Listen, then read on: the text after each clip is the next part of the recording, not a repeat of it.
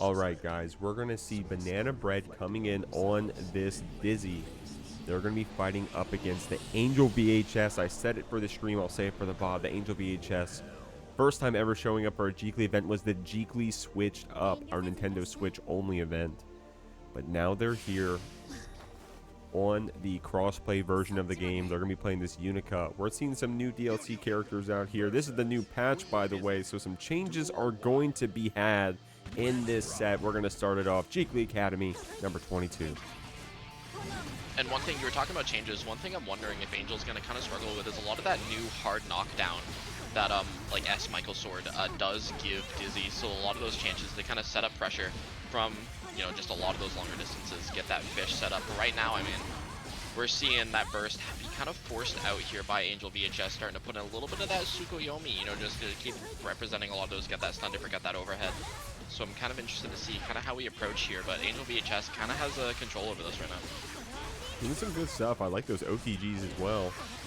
Angel's got this bnanabread here in the corner. Red RC to close it out. This Dizzy champion is going to have some hard times if Unika's on top of you running that dash cancel pressure off of those follow-up hits. You do have that 50 tension for that reversal super, but outside of that, you got your JK, you got your jabs. I mean, your 2K, excuse me. But outside of that, the defense is going to be kind of difficult. Of course, those YRC changes are going to benefit Dizzy quite a bit against this Unika. They're going to get you some distance to play the game. But Angel being oppressive with these special moves, using that red RC to see the burst come out, finishing it off with the DP input. Angel is going to go ahead and get this first game. And one thing that I'm kind of noting, Jeek, as I'm seeing out here, you looking at the stream again, is just like that laser, that full screen projectile that Unika does have can really give Dizzy some trouble. You know, he can't really safely set a fish, you know, go for a lot of those chestnuts, go for a lot of your more ranged options there, because it just comes out so fast. And I mean, you saw it on the replay there where the JD just got sniped out. I mean, that was a cool option there from bnanabread. Those loaded the ground JDs are pretty interesting, especially because you're able to dash cancel them when, is it on the activation or the hit? I'm not entirely sure, but point is that you can get really tricky with that zoner movement there in the air. If Angel's going to let you play that air game, that zoner game, but you called it out, Medikit. We got a projectile of our own on that very quick laser. Angel's got you down here in the corner. Yeah, spinning that burst out, just wants to keep laying on the offense here. Gets hit by the overhead, goes for that RC. Wonderful burst bait on the Roman cancel here. Going to be getting a nice wall break into Unika and a nice chunk of damage. Definitely getting our money's worth on that one. Oh, BRC tries to maybe call out an option. Now we get that hard knockdown. It's that new change, but we call it the ice spike, and that's going to be another Angel VHS round here. Need to rewind the tape. Strong stuff right there. Trying to get that ice spike on that full screen. Angel, gonna keep it a buck. This Unika character can be, especially if you're confident with her, right? You're gonna start running people down. I think that may have been a DP input there from Angel. That's why you ended up seeing the 6S on the other side. bnanabread. Gonna spike you up a bit here. Gonna try to get that chestnut out, but Angel walking you down here with that gun dipper. You can be really fast here in Unika with those special moves, and you won't be able to get that zoning pressure applied. Baiting that burst earlier, Banana was a little patient with it this time around. Blocks both hits of the Mega Death Buster, and now we get a hit. Yeah, we got that fish set up. Oh, Angel VHS spends the burst. We want to win now. Oh, we go for the gold burst. Not close enough. And Angel VHS going to be taking advantage of that situation here to go up 2-0 in this set so far. Just needs that one more game to solidify their path forward into that winners round 2. bnanabread did some good stuff right here, of course. Able to see both of the hits of that Mega Death Buster. And then I like that, right? We're zoning with the chestnut. We see bnanabread going to pull up on us. We're closing that distance. That Unika's been very fast. But bnanabread was ready, saying, hey, if you're going to get too close to me, I'm ready with my burst. And in that case, it was the gold burst. Angel, however, didn't get close enough, so we didn't see that connection. Angel was able to capitalize. We're going on to this game 3. I like that bnanabread is starting to see a bit like, hey, if I do these chestnuts, if I'm going to get gun dipper, if I'm going to get run up on by this Unika, I need to be ready to cover my bases. You see a lot of the RCs in neutral as well. bnanabread's trying to keep that zoning safe while still establishing it, trying to use that character to its fullest. Yeah, and I'm seeing a lot of, speaking a lot of like bnanabread decision making. One thing I wanted to note last game is I'm liking the decision making here. Again, we saw the punish out, bnanabread opting to try to escape the corner here. Wondering if we're going to see some similar kind of approaches here, but we just need to be careful so that we don't get counter hit out of it. Angel VHS kind of getting that positive bonus, getting all of that burst back. And nice gun dipper to call the backdash. We bait the burst, goes for a 2H punish. Yep, just keep it simple, keep it safe. Go for the Mega Death Buster. I mean, definitely simple, depending on who you ask right there, Medicaid, but that is a pretty complicated route right there from Angel going for that super after that special move. Definitely showing some signs of that beginner progression. Angel saying, hey, look, I may have some experience already here on this game. I'm going to try to get it to move on through this bracket. bnanabread doing some good stuff right here, going for the restand, getting that full screen knockdown, and calling out the DP there from Angel. We got another restand there with the spike, comboing in with the sword, and going for the 100-meter super. Angel falls into it after the wall slump. bnanabread going to give us a cinematic and an amazing round finish. Just closing out that round. Some signs of life here. Again, if you can take a round, you can take a game, and if you can take a game, you can take a set. Punishing the DP yet again. Some nice recognition here from bnanabread, sending out that chestnut, getting those plus frames out. Nice whiff punish with that S sword, but again, we just have to deal with that projectile out from Unika that can snipe us trying to set up those fishes. That was a really good punish there with the 2D, calling out that gun dipper from a distance. These projectiles, Medikit, they're working. bnanabread's getting that zoning applied, but Angel still able to weave in that projectile at the right times, calling out the sword, and now taking bnanabread back to that corner where we were earlier in the rounds. Oh, 6P able to punish. Angel VHS trying to mash out. We can get hit with that 2K 2D. One more hit will do it, and that's that H sword. bnanabread still in the set here, sitting up at a 1-2 at the moment. Strong stuff there. We're seeing some. Go ahead, Medikit. Go ahead, man. Take the mic, We're Medi. seeing some adaptation. I'm sorry. We're seeing some amazing adaptation here from bnanabread as well. I mean, you couldn't have said it better. I couldn't have said it better myself, rather. bnanabread definitely getting comfortable, finally saying, hey, look, I swear to God my character's got projectiles. Showing you how impressive they can be. Angel air dashing into those chestnuts. bnanabread finally able to get a game there on the board. Shaking up Angel a bit, showing that, hey, we have those punish callouts there on the gun dippers as well with the 2D. Strong stuff there from bnanabread. Angel with some very confident first two games. We'll see if we can bring that momentum back, or if bnanabread has finally slowed things down like the zoner wants to. Oh, but a nice counter hit 2S out here from Angel, going to be letting us set up some of that pressure. That's just one thing that's Unika kind of excels at. Again, you can just rotate between that gun dipper, between that overhead, and it's kind of hard to deal with, especially because, I mean, even if you try to jump block it, it's kind of hard to punish. Oh, the Mega Death Buster a little too out of range. Angel still getting caught by that frame trap after with the 2H. Spends the burst to stay in this round. bnanabread with a little bit of HP. Try to go for the punish again on that 2D on the gun dipper. Angel sending it, saying, hey, I got the meter built up finally. I'm going to check with that 2P. The 2S is going to finish off the round. That ended up being pretty close there at the end, but now Angel's the one on set point. Yeah, that DP going to be finding it smart. bnanabread trying to push the advantage right now. Yeah, there's that overhead coming out. It's going to represent that a fair amount more. Yeah, it hits again, sending up all those plus frames with that guard crush. But bnanabread again with a nice far slash press. That change got a little bit more disjointed as far as memory serves here in the new patch. So it's nice to see its strengths being used here. Going to be able to, punish the Mega Death Buster. Going to be getting a nice wall break.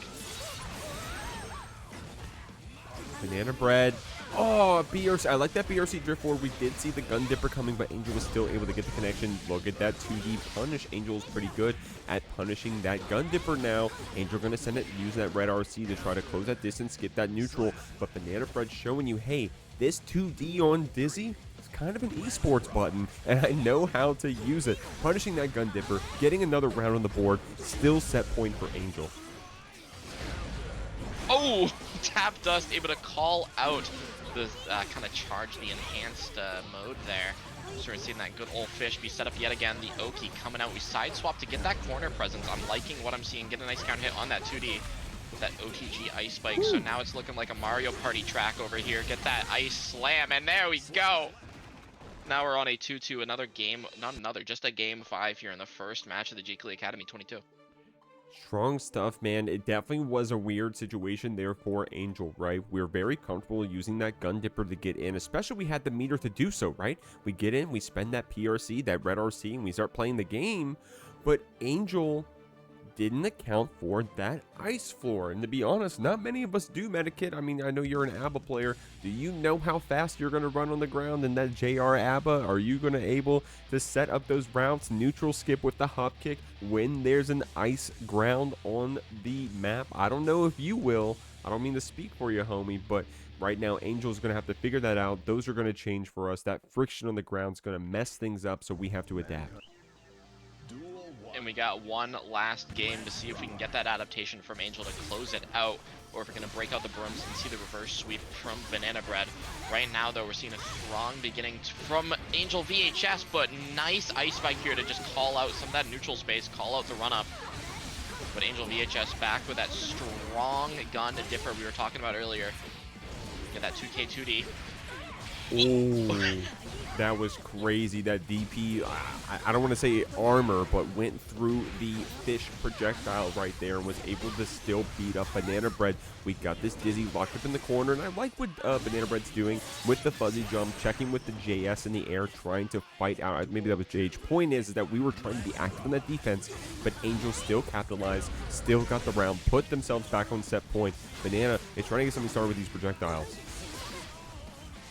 Yeah, we're seeing Angel VHS start to use a bit more of that laser in neutral just to try to call out a lot of those setups. But one thing that I'm liking from bnanabread that we're seeing a lot more is we're using our time after a lot of those hard knockdowns and a lot of those stray hits to set up those fishes, as opposed to, like, you know, getting those in neutral and then having to deal with the threat of that laser.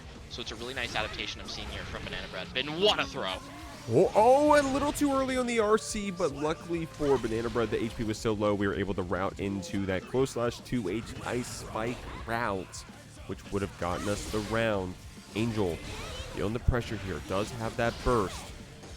Trying to get something started here, using those projectiles, saying, hey, these projectiles have been working against bnanabread for the most part, but this knockdown comes, and we're taking advantage of it. Banana got you in this throw. Oh, we blocked the DP, but that gold burst comes out, so now we got that Angel VHS with the positive bonus. That burst slowly coming back, but will it be enough? Do we have enough time? Go for the Megadeth Buster, and the second hit hits. bnanabread looking to close out the round. It's all even. Gonna have to spend that burst sooner or later. Holding on to it for now. I like that, getting that full distance with the Michael Sword. Ice Spike does connect, gets the run up. bnanabread, slowing things down a bit, was able to get that reset with the Ice Spike, able to close it out. Angel looking very good in this first two games, looking good in the whole set. But bnanabread's gonna be the one moving on. I don't know if my man can see anything right now. No, he's got that. He's got them gamer shades on, bro. He's got the.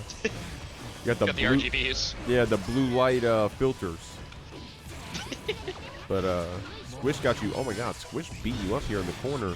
But asphyxia here saying, hey, look, I got a gap. I'm not afraid to use it. Only one bullet left in the chamber. Enough to try to go for that mix, but SqUish mashing that 2K. Unironically good strat there if you're trying to call out that Happy Chaos roll, right? Even if you're 2King him on the opposite side, depending on how big your hitbox is on your character, it can pay off. SqUish using that 2D red RC to get the zoning applied. The chip was going to do it, and this raw 2D also can seal it out. SqUish getting this first game. One thing that I'm really liking that I'm seeing from SqUish is we noticed that asphyxia was out of those bullets, had no ammo left, and just immediately just stepped on the gas and did not give asphyxia a chance to breathe. And I mean, even if we have ammo, we're still seeing it. You know, you have the ammo, you're not going to get the chance to use it as you go for a little bit of a Jacko Buster to go through that wall. You're going to be getting a nice chunk of damage, and it's actually going to kill. Oh my Lord. I mean, I don't even know what to say, man. That's just crazy. That was some fast damage right there from SqUish to close out that second game. I mean, we were seeing some good stuff there from asphyxia in the first one, though. I keep saying games, I mean rounds. Asphyxia in that first round was able to get that gunshot applied, able to go for that mix, but SqUish was ready to check you. And that's the thing, right? You go for these complicated mix situations against your opponents in the layer 1 and they end up mashing on you. That's fine. Don't let it get to your head. Next time, keep it frame tight. Keep it simple. Close/2S. That could be enough to open up an opponent like that. Yeah, we're seeing Asphyxia kind of like, I'm liking the ideas here we were talking about, you know, what Asphyxia is kind of doing. We're seeing a lot of, you know, sit back for a minute, wait for Jacko to pull out that minion and immediately snipe it. And it's been working out here, but unfortunately just ran out of that concentration. We're seeing SqUish kind of take advantage of that, get that positive bonus, but nice throw on that roll. Asphyxia has that burst building back up, but it might not be enough.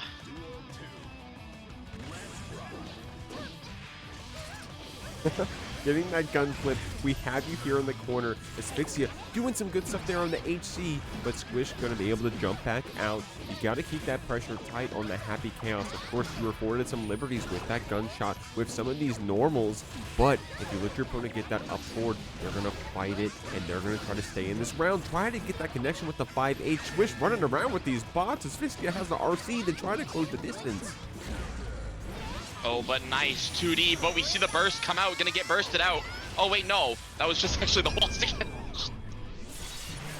Yeah, no, I also was like, there we go, there's the animation. But no, SqUish able to go ahead and get that Elysian driver through. In fact, this replay, guys, this instant replay sponsored by Geico, is gonna go ahead and show you what that animation looked like.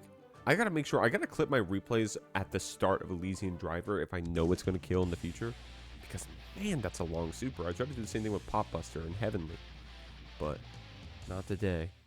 Medikit, did you ever collect Bionicles when you were growing up? I didn't actually. I think I had like a couple. I had the board game. I just never like understood it. The board game of Bionicles? Yeah, there was a Bionicle board game that I had. I never watched the show, like the movies or anything. Yeah, I just had the board game. So you don't know shit about the Mask of the Tatanui? I ain't got that like you do, I'm sorry. I legit, swear to God, Medikit just made up some sounds right there. I think that's what it sounds like. Okay, here we go. 6P. Keep yourself safe with that PRC. Asphyxia. Gonna shoot you over here on this other side. We got that curse applied.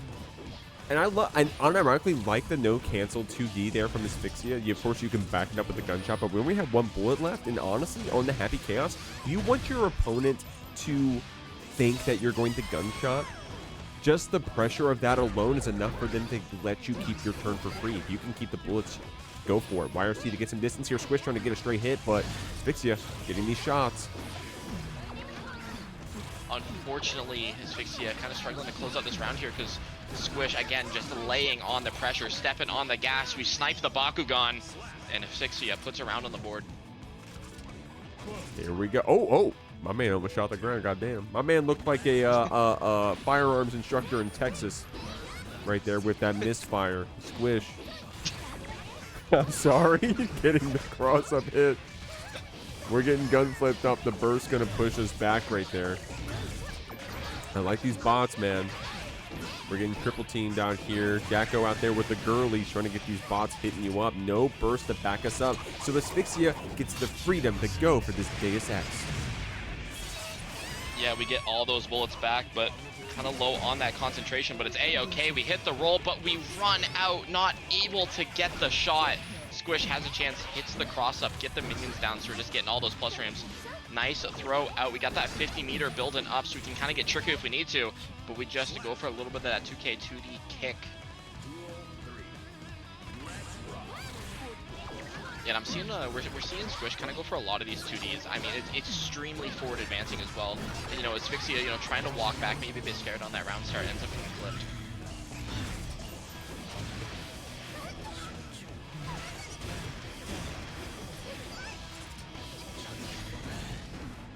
Oh, we got no bullets left. SqUish, knowing this, techs the throw. Always go that 2K 2D, going for that cross up. It finds its mark, but no route. We choose to YRC. Yep, use that time to get back some of that ammo. So now we're just looking for the hit to do it, get the route going, get the momentum built up. There's that steady aim. We rebuild all of that ammo. Our resources coming back to us. Get that curse applied, burst out.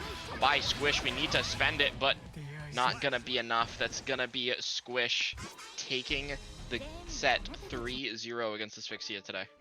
Very small strings, keeping it simple, trying to tame you. DekuNut, my man, is a heart player. He's going to be slamming that DP. He's going to be running to the corner. He's going to be going for the hoof stomp right away. It's going to be an explosive match. Oh. Still growing, working out for us, getting a little bit of that buff going in, but Coffeefield's just kind of sending it, getting that plus rims off of that elk hunt. DekuNut trying to just keep Coffeefields in the corner, but we get that wall break situation. Going to be going for that 6P to break the wall, keeping the meter potentially for the mix-up here. Go for the DP punish, but there's that burst Jeek, and I mean, look at the meter on Coffeefield's side. We have that burst coming back, but we have that 100 tension to make it hurt. Almost got enough to go for 2 mixes here. The red RC is going to be the pickup. Going to go for that Tyrant Barrel, but Coffeefields was ready with the burst to try to fight back. Stun Dipper from downtown. 5D gets this lineup. We're going to take it to the corner. Future Arc for the meaty afterwards on that shock state. Definitely not taking advantage of that unique mechanical tie, and it pays off. We get this first round. We clap back against Coffee despite that very strong start from the Sin, but we got to keep it going. DekuNut's not going to take it lying down. We're going to fight back. We're going to use those quick normals like that 2K, and we're going to spend that stamina. Getting a nice DP punish out here. Goes for that Tyrant Rave. Get that clean hit. All of that damage. We're in the orange now. Have that 1 stamina to play with, so we have to be careful because a lot of that kind of like the Sin Universal counterplay is around those follow-ups. You know, if you try to frame trap them, you can actually throw Sin, so it's just kind of gonna have to see if Coffeefields is able to take advantage of that as we look at DekuNut with that 3 stamina, able to kind of just throw those out. Good stagger right there from DekuNut, trying to say, hey, Coffee, you want to press a button with those 2Ks? And that multi-hit DP from DekuNut actually comes out in our disservice, falling back into the stun edge from Coffeefields. Still has the burst as well. We'll have to see if we end up spending it. Hey, look, we're feeling pretty good about this round. DekuNut only needs 1 more hit to not only close it out, but to make Coffeefields hurt for spending that burst. Oh my God, that was insane. Couple interactions to close out that round. You know, Coffeefields not wanting to get hit by any DPs. You know, I'm like, I spent the resource. I do not want to lose it. So we just go for that DP bait, bait out that RTL, able to DP through it, get a little bit of that punish, and then just PRC to DP the bait again, looking at that replay. Holy.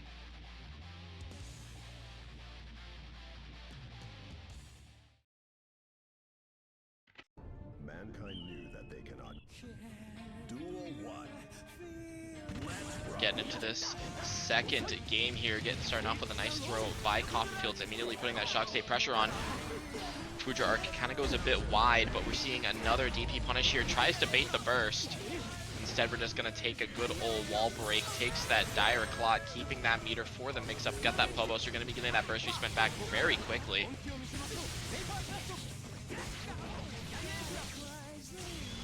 Yeah, and there's that Sacred Edge, going to be closing out that first round of the second game in a very convincing fashion.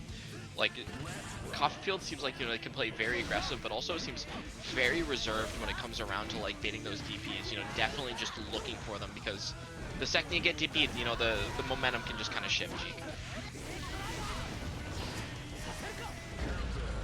Speaking of, we got DekuNut representing a lot of that reserve nature, just baiting a DP of our own. Oh, just waiting it out, tries to wait out another DP. He goes for the 6P, no whiff punish on the side of Coffeefields, but we have to spend that burst out.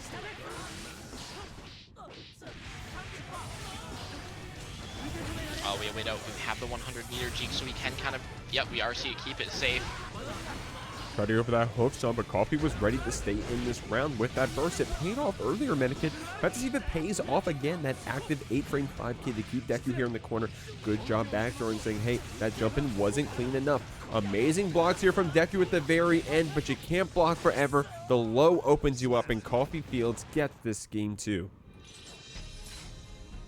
Yeah, definitely a nice burst out here by Coffeefields. On that follow-up, just to guarantee that it does come out. And, you know, definitely just feeling confident after a lot of those previous interactions and just the rest of the set. So Coffeefield's up 2-0 at the moment. DekuNut starting to make a little bit of those adaptations we need to see though, Jeek. Again, we're starting to bait those DPs, trying to play, a little bit more reserved. Just need to, again, just try to continue to adapt as best we can and just kind of work around, again, just Coffeefield's really looking out for those reversals. Medikit, was that 2 or 3? That was 2, right? I did just step away for a moment. Yes, that was 2. That was 2. Okay. Yeah, DekuNut asked me in the Discord. I'm gonna keep it a million. I'll be playing with someone in real life. I was at Evo. All right. And me and my opponent were side by side.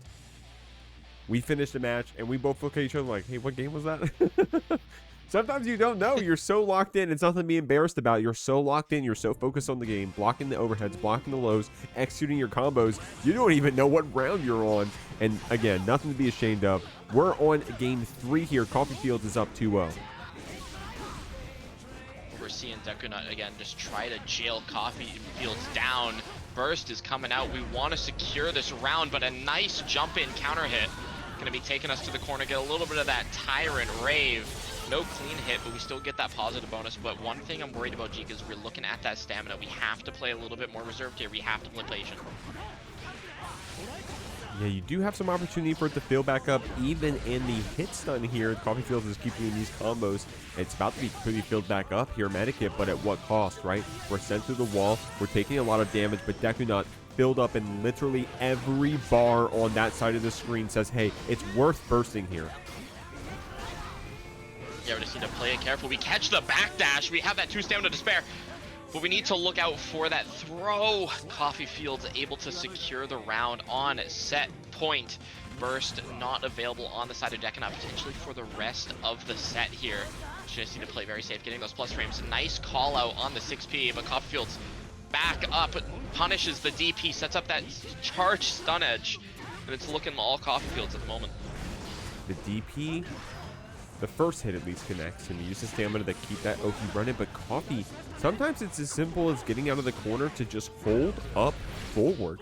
Your opponent's trying to get you with the low, with the overhead. They're trying to stagger you out. They're not expecting you to just jump right over their head, and that pays off for Coffeefield. Gets this back throw and closes out that set. DekuNut showing us some really strong strings there from the Sin, but this Kai is going to be the one moving on the winner's side, right? She knows how these Abbas want to play, playing against you, of course, Medikit, but also some of the other Rush players. Scary Larry is going to have to keep that pressure tight. Going to have to definitely roll our face across the buttons on that controller, show that ABBA gorilla strength, unless Sorrel's going to take it here. Let's see, yeah, okay, we BRC, probably trying to get that YRC going. But yeah, and there's that ABBA change, that throw no longer draining the meter. Strike Throba is a reality. It's right here, we're seeing, yep, that throw coming out yet again. We have the meter to RC and just keeping it for now. Sorrel able to escape that corner. All right, and it's party time. It's time for mix.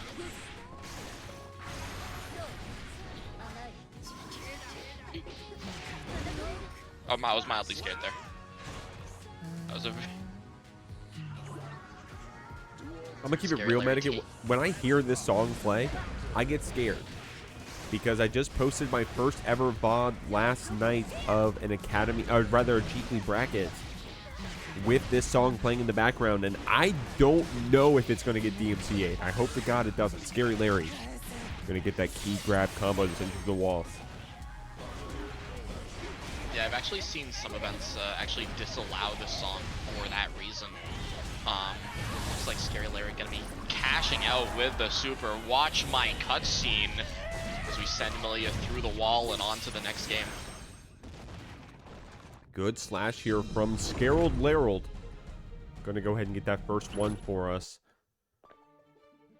We got to see what Sorrel does here to try to adapt a bit.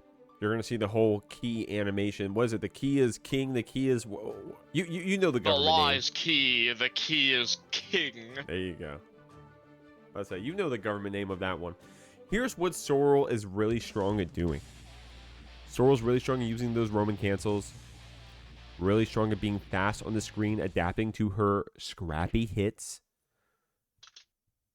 She's able to be powerful in those situations where you don't know what to expect next. And against a character like ABBA, that can actually be to your benefit. ABBA does do a lot of damage. Millia doesn't have a lot of HP. So it's a little bit of a weird, you know, kiss and curse sort of matchup for us. Unfortunately, our boy Scarald Laryl got hit by Strive Earth. He's on his way. Just close the game out. Oops. You like accidentally Alt F4. How? What? Sorrel, while we're waiting for Scary Larry to get back, can you change the song? True. While we're waiting for Scary Larry to come back, Jeek, do you mind if I shill something that's not mine? Yeah.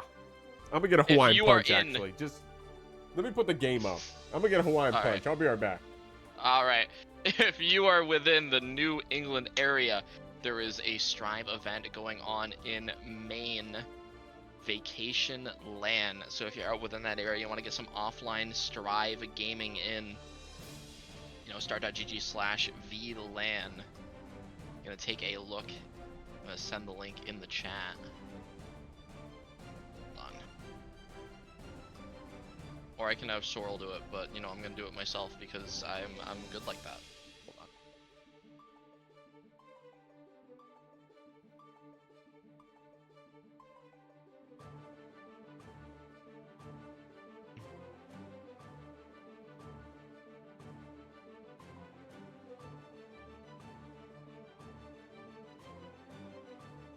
Good to go.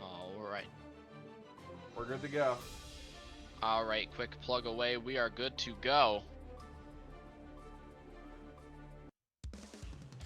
Alright. Alright, welcome back, Jeekerton. I'm here. Are you ready for Abba Millia? I'm ready, man. Like I said, Sorrel, I'm she's ready. really fast. She's really good at those scrappy situations, and that's what Abba's going to present to you. We'll see what Scary Larry has on his back pocket right there. Oh my god, what was that? A rising JK right there, and I like that there from Scary. Saying, hey, I'm just going to check you back with that 5k, some of these quick normals here from Abba. If you're playing a character that doesn't have very fast normals, guess what? You still got to use them if you're going to tame a character like Millia, if you're going to try to fight back with her. Fast RC into the double key grab route. It's going to be a lot of damage, but not enough to kill. Yeah, and we did have the meter for the super there, but just fortunately did not go for it there. But it's a-okay. We get that round going here, throwing that key right up on the shoulder. That is like how much does that weigh? At least 14 pounds. What number is So like light. funny, but also goes off of your, you know what I mean? Like, how do I go off of that? What do you want me to say? I don't know, at least 2. At least 2. Well, okay, well, I said 14, so there you go. That works. Yeah, I'm doing The you a light favor key. right there. Okay, unironically, Sorrel's doing some cool stuff right here. Now, Abba does have those anti-air 2S esport buttons, right? They're very niche, but they are strong. Sorrel showing you, hey, you're going to have to show me that you're ready to use them. I'm going to dance above you with these compels and such. But right now, we got you grounded. We get one hit. We get some resets here. We're going to ladder you to the corner. I like that punish there on the throw there from Sorrel, crossing up as well, but Larry was ready for it. Yeah, we're seeing Sorrel trying to be tricky, dance around, and that's one thing that's kind of a quirk about this matchup is, yes, Abba has the tools to deny Millia theoretically at every angle in the air, but you still have to actually do it. Millia just excels at being tricky in the air. A nice TK Bad Moon to close out the round here, putting a round on the board, getting that burst back. Scary, not having access to that just yet. Keeping you here in the corner, going for that Iron Saber. Good block there from Larry, but still went for the blue burst after saying, hey, I want to try to get some distance away from this Millia. Getting the punish on the JD on the other side, but the force uninstall is going to turn that punish into a low reward. Sorrel dancing around with the Artemis, dancing around with the JHs, but Larry's not going to let you get in the air for free. With those 6Ps, with these follow-up attacks, Sorrel is still trying to get out of the air, but Larry's swatting you down. Yeah, and this is a really scary situation to be in. We don't have burst, we just have to block all of this. Abba, the Donzai catches, and we're high enough to maybe get a conversion. We get a little bit of OTG. Sorrel able to escape. Now we're just in that corner. All of that Morha almost gone. Punishes that TK Bad Moon. That's going to be Scary Larry moving up 2-0 right now. And I'm looking back on the stream right now. It's a bit delayed on my phone. I just see Donzai armor backwards on the right. Yeah, I bet you like that one.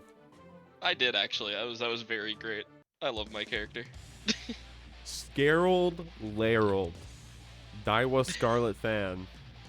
How do you feel? Wait, oh my god, what's her name? Ah, I'm gonna forget her name. Vodka, what is it? Vodka? Daiwa Scarlet Vodka? Is it just vodka? Yeah, that's the name. It's just vodka. It's just vodka. Okay, okay. Yeah. Well, Scary Larry, how do you feel about like vodka? vodka. It is a Daiwa like Scarlet fan. That's the joke, guys. You can't see the Discord, but that's the joke. Good anti-air close-ups right there from Sorrel, but Larry was ready with the burst after. Yeah, Sorrel are seeing that TK Bad Moon just to get, or just the Bad Moon in general, just to get it going. Able to get a wall break off of that using that turbo fall. Nice overhead out from Scary Larry using that JK. Just trying to burn out a little bit of that meter from Sorrel FDing out here. Sorrel has a chance to get a nice wall break here. Not killed just yet. Goes for that TK Bad Moon. Scary out of Morha, but we find the RC. We're gonna find the Rekka. So now we're back to the party time. Throws out that Danzai yet again, Jeek. And honestly, it's still looking pretty scary for Larry.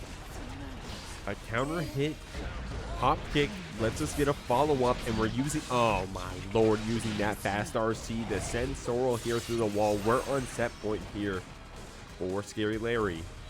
Very close round there from Sorrel. She's taking a deep breath. I saw that one right there. You don't hit that button too quick. You get to the animation and say, hey, look, okay, woof, wipe my hands off my pants. Going to the next round. Scary Larry's going to send you through. Has that JR, has the 50 tension, but Sorrel has the burst. We have the burst, we have the H-disc. We just have to kind of go through the Millia gauntlet here. Oh, we're going to punish the 6P with the door super. No RC, just keeping a meter for the mix. Burst is baited. We have that meter for the key door super. Ah, we don't find it. Just winning out. Danzai going to find its mark, and that's going to be Scary. One more hit to do it. That throw's going to do it. Scary Larry. I believe it's going to be a 3-0 to move on into our winners top 8 side here tonight. Goddess V. We'll see. It's going to be Sin v Jacko. This is a little bit of an anime matchup if you guys watched that one. Master Shake, of course, on that Sin.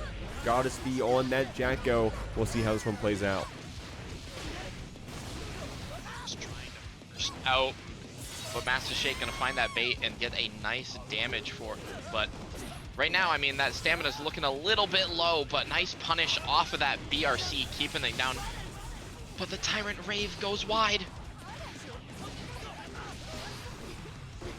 Using that 6K to use those plus frames after. Goddess V only on a pixel. Any chip damage would have taken us in. It was going to be that elk hunt from Master Shake, spending that stamina, taking out this Jacko right here. Master Shake, very strong player here in general, not just on the Sin, not just in Academy. He is going to make you work for it out here if you're going to be trying to beat him. Going for those stagger 2Ks, getting the throw after Goddess V is going to be sent through the wall on this Tyrant Barrel. That's enough to kill, my God! That's that clean hit difference. Jeek does just enough damage to secure that first game in a pretty convincing fashion. I mean, that's the downside of Jacko in this specific matchup, right? Of course, you got some pretty niche normals. You got that 2K that's pretty strong. You got that 2D that has that approaching range. You have 5D that tried to call out maybe the startup of Beak Driver or the 2S.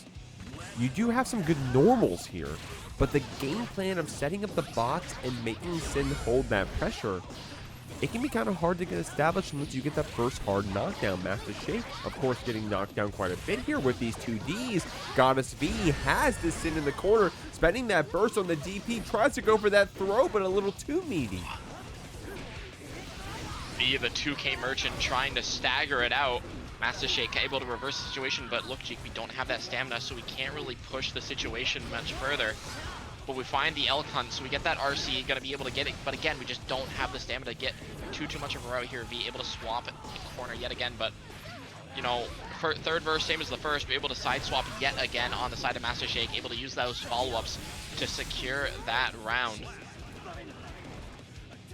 Master Shake going ahead and getting this round right here, but I did like how Goddess V was making us work there for a second.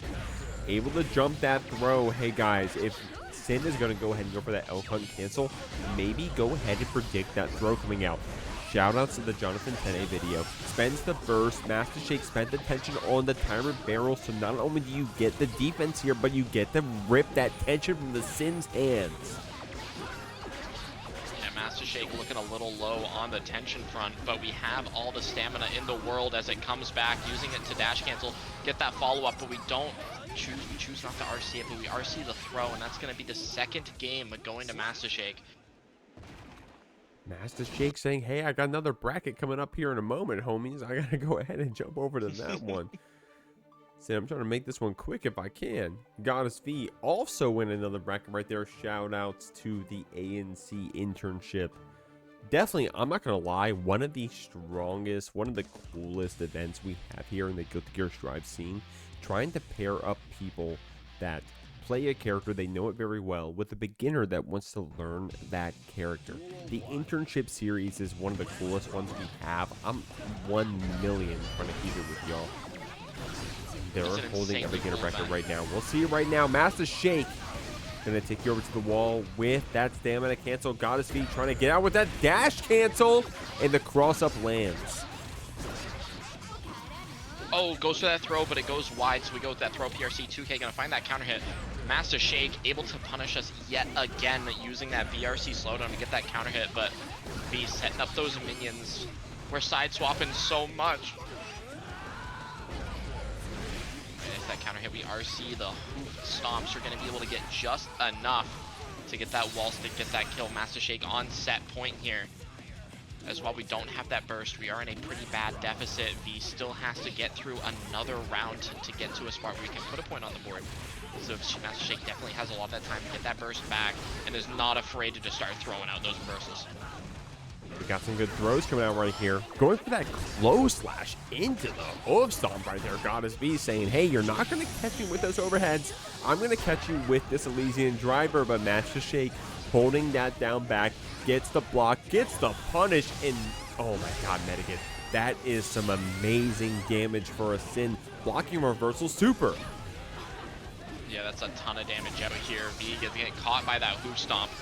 And that's just a lot of that metal stack there because we get hit by the elk hunt. We do have the meter to convert regardless. So it's kind of going back to that old season, that pre-patch Sin. Already, we got Coffee Fields, we got Scarreled Laryl, that Daiwa Scarlet fan.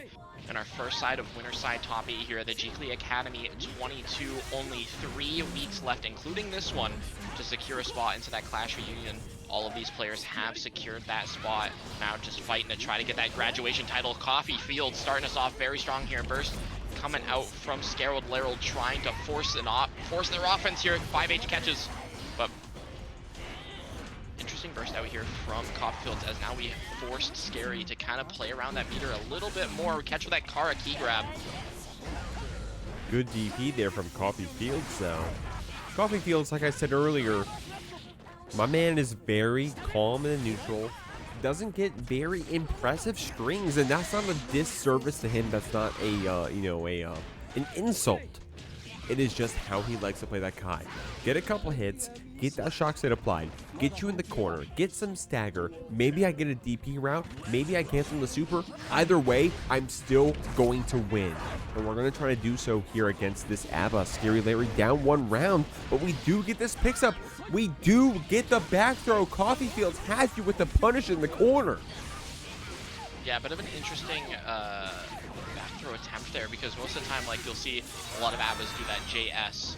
Because that's one thing that definitely new patch ABBA's doing is a lot more strike throw there. So you'll see a lot of ABBAs do like frame kill JP into that JH so to whip from the lane, get that throw. Coffee Fields maybe just expecting that. Oh, there's that 2S niche anti-air that I was telling you about before. The wild assault to keep the pressure going. We do get a pick up on Coffee Fields, who does spend the burst. Coffee is very confident at spending that burst a little early. But that full charge dust, we were able to see it in the force uninstall. Scary was able to react to that overhead. Coffee has us in the corner. But hey, dude, oh my god, Coffee plays the game like a Street Fighter player. Gives us that distance, says, hey, do you want to choke yourself? Do you want to hang yourself? because I can follow up with the far slash, with the 6S, with those unique normals. But if you want to press the buttons, that's how it comes out. The rising JK takes it. Coffee Fields goes up 1-0. And I'm really liking what I'm seeing here from Coffee Fields. Just again, talk about Street Fighter player, just being really just patient, just waiting out all of it, because realizing Scary has a bit of that meter, but there's not really a ton that you're scared of, especially blocking normal mode ABBA with that little JR gauge. So just perfectly content to just wait it out and take advantage of, again, when Scary makes the mistake.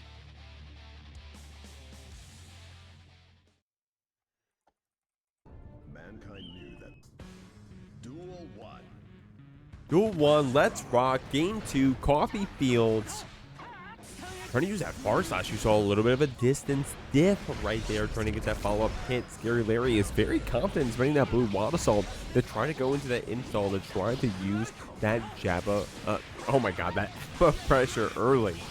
But Coffee Field's not going to let you have it. Try to go for the 236S, but instead got the DP input. Got a DP input that allows Scary Larry to get out into the situation. You're getting that hop kick.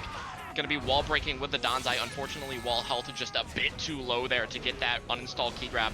So we need to play around our meter a bit more, get that forced uninstall Jeek, choosing to spend that burst. And now, I mean, we got Coffee Fields in the corner, and I like that Jeek. Seeing that early key grab to deny that burst. Tentacle Super comes out. We still have a little JR to play with. Oh my god, the run up uninstall there gets punished by Coffee Field's back throw. We had the shock state, we had the DP, but not enough to kill. Oh, nice IB on that 2S. Going to be an unfortunate trade on Scary Larry's side. Going to be closing out that round in favor of Coffee Fields. A little bit of a burst deficit, which can be rough, especially when we got Scary baiting out the DP like that, using that nice little far slash, that little disjoint that ABBA has, getting that nice wall break with that F-Shiki. So now, going for that door super, now that we've seen Coffee Fields jump, securing a little bit of those plus frames, goes for the low, goes for the stagger. But Coffee Fields fighting their way out, Jake. Far slash pushes it back a bit. I love that cross-up hit there from Scary Larry. Didn't get it confirmed to a big combo after, but still keeps that pressure going. The key grab into the Danzai follow-up is going to bait out the DP. Gets the air throw. Scary Larry with a very flashy finish. Ends up getting that round, but the lead is still in Coffee Field's favor. We'll have to see if this Kai can slow things down a bit, contain this ABBA from Scarled Laryl. Scarled Laryl going for the high option yet again. There's a couple options you can choose there. It's either a lot of that, fast RC JK, fast RC JS, or you can go for the low, which is like fast RC down 2K. It allows Scary to take this game in a perfect on that last round, putting a point on the board, evening up that score here. Yeah, we're looking at that replay now. Seeing that post-wall break situation here. That 5H is brutal. ABBA is a character in the video game. She is indeed a character in the video game known as Guilty Gear Strive. Seeing Coffee Field switch over to an Axel, maybe a bit more of a comfortable matchup. If you go and look back at the old Jeekly VODs YouTube in the chat, guys, show me some love, I appreciate it. You can probably see Coffee Field pulling out that Axel before, but I always know them on that green Kai. And let me be real, this Axel into the ABBA may be a good pickup. Of course, Medikit plays this character. He's got a little more insight than I do. So while it might be a little bit of a easier time just to zone ABBA out, you have a lot of those options where ABBA can pretty easily call out Tornado. But one thing I kind of need to see Scary doing is just maybe dealing a little bit of that Ren-Sen more, because that's one way ABBA can kind of farm a little bit of that Morha gauge in this matchup, is just parrying those Ren-Sens. That Danzai out, but that 2H is gonna connect. We try to slide through maybe a 5P, but command grab's gonna find its mark. We get that tornado, get all those plus frames, get that nice counter hit, but no confirm. And the Rekka gonna find its mark here, trying to bait out a reversal super. Try building all of that Morha gauge back up. It's party time, Jake. Oh, it is party time indeed. It is Mario Party Jamboree out here. Got the downside follow-up. We got the combo after. Medikit, we got that PRC, the fast one, in fact, to keep that pressure going. But Coffee Fields is going to fight back out with that tornado. And a special move that got a little hit on this last pass. But Coffee Fields still showing how it works, how it can be effective. Goes for that 5K into the rainwater follow-up. But hey, closes out regardless. We're still up 2-1 against this ABBA. The zoner is paying off. Yeah, we're definitely seeing Coffee Fields kind of take advantage of a lot of like those longer range buttons that ABBA might struggle with, because especially in normal mode, right? Because while we can carry that Rensen and just build up that Morha, try to build up to that door super so we can just instantly chill Axel down the second we try to put out a hitbox. It's just kind of, you know, you just struggle otherwise unless you like find that stray hit or you find that hop kick over, that normal mode hop kick over. Try to find that way in, but we're seeing Scary Larry bring out the Happy Chaos, busting out both the secondaries today.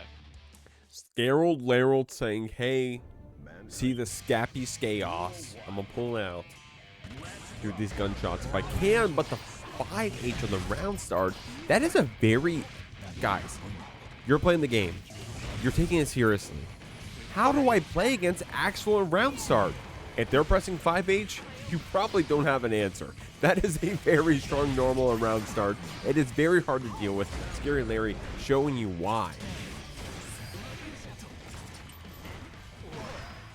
Oh, just trying to go for a little bit of that stagger. Yep, fly back, just get that curse applied. Try to get Coffee Fields to make the mistake.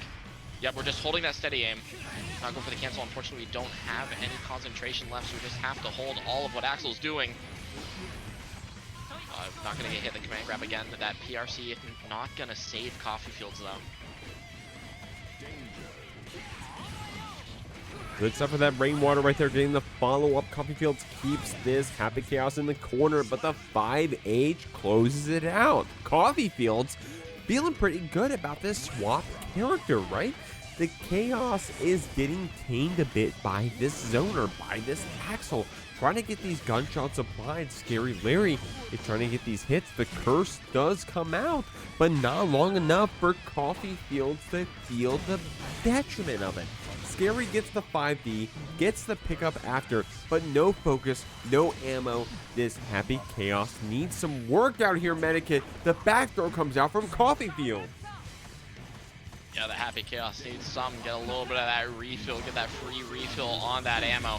Getting that curse applied, just trying to zone out.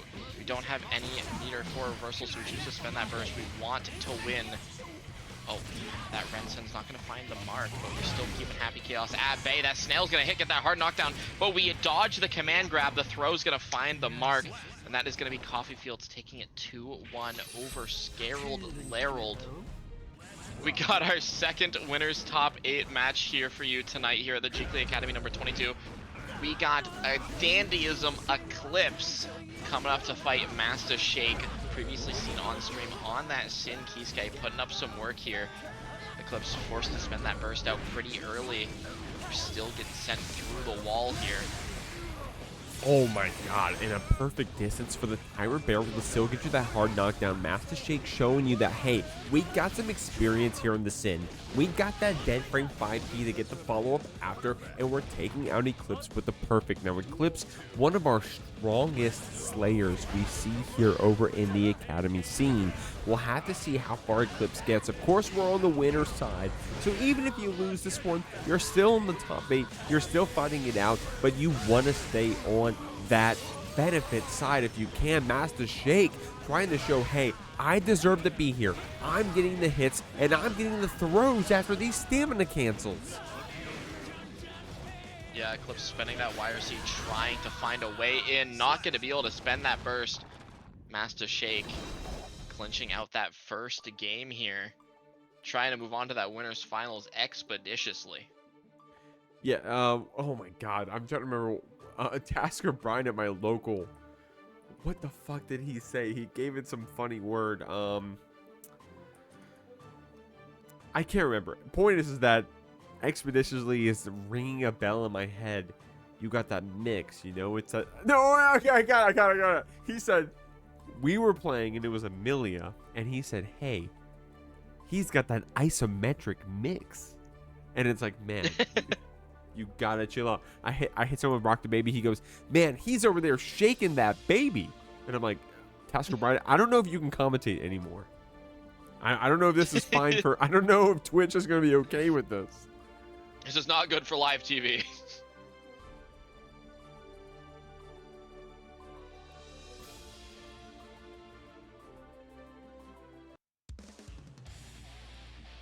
Alright, we're loading into our second game here. We got Eclipse changing the name. Mankind knew that they cannot change. Duel 1. Let's rock.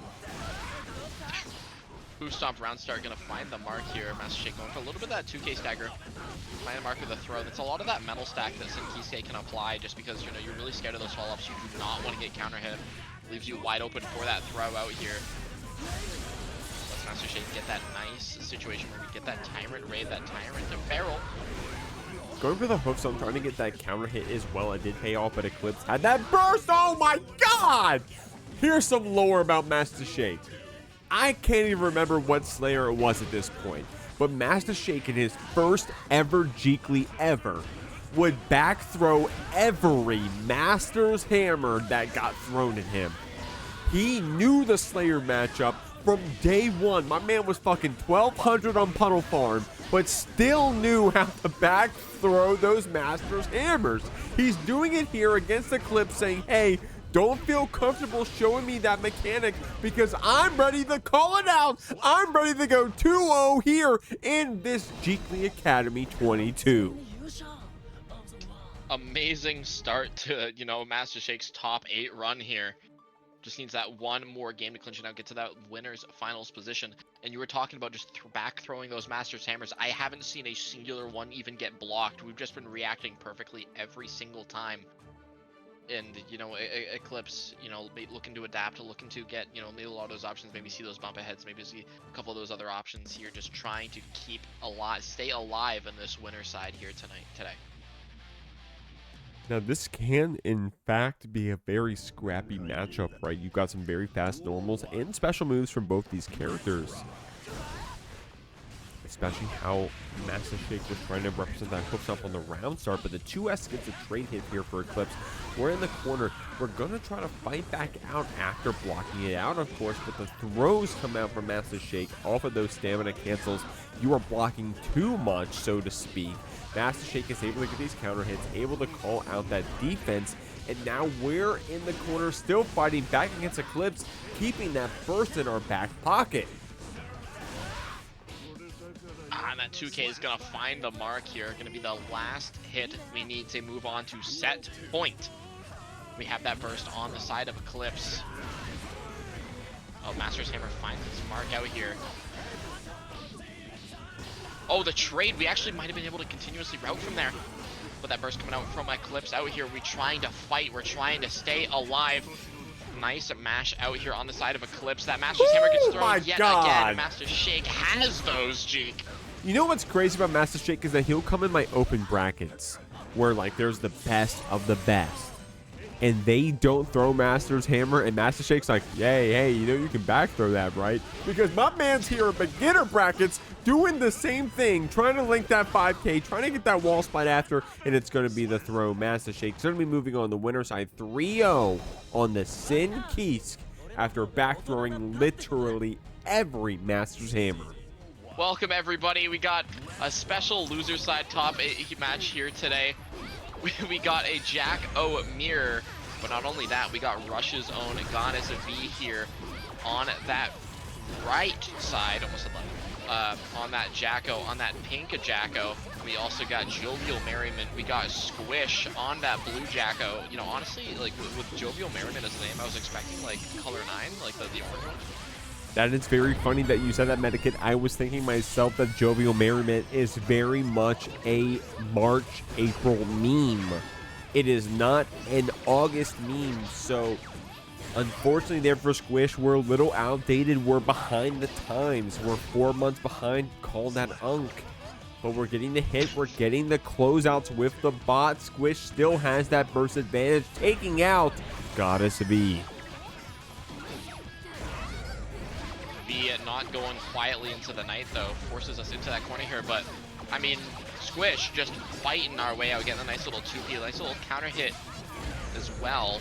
But, you know, we're getting counter hits for days over here, trying to force us back into that corner. V trying to get some of those bots set up. We just run under the JD projectile, which I like because, I mean, hey, if you're just allowing the screen space to be taken, I'll take it.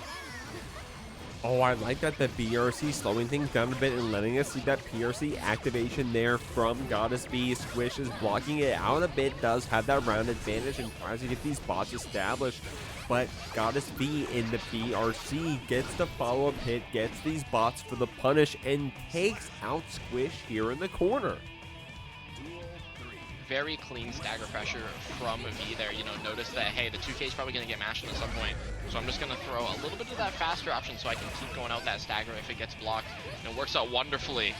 Nice little throw incident here. Mashing out yet again. Burst comes out from SqUish here.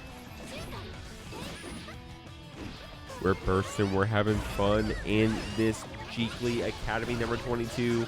We got the bots taking to the corner. The 2D gets that pick up. Goddess V's here in the corner. The Flex Shield's on the buy some distance. We don't have any resources to play with on the other side other than the bot command. SqUish is going to call in our own bots, getting that deep kick and gets the follow with the 5H. Clips us with the bot throw. SqUish takes the first game here in this mirror. A little bit of chip damage there, securing that game for SqUish. See a nice little 2D punish on that good old YRC. Yeah, Caulfield, it's been crazy close. I mean, we're trying to fight our way into our losers quarters here to get into our second game on the Jackos. The minions are everywhere. The Bakugan are dueling. Jackos plural. Jackos plural. Just so much sound going on right now. So much sound effects on each side of the screen. Unironically, Medikit, if you get a buck, man, Arxis does not pay me to say this. Unless they do, of course. So many cool things happening here in Guilty Gear Strive. So many cool characters, so many cool sounds. I love all the different voice actresses and actors we have on every version of the game, English, Japanese, and Korean. Every time we turn on the game, I get to hear all the different sound effects happening from each side. Especially when SqUish got those bots kicked up in your ass. Goddess V trying to get these JDs applied, but we're getting hit on the other side of the screen. FD's blocking out those bots. The counter hit pays off here for SqUish. The Flex Shield active for what was that, 180 frames?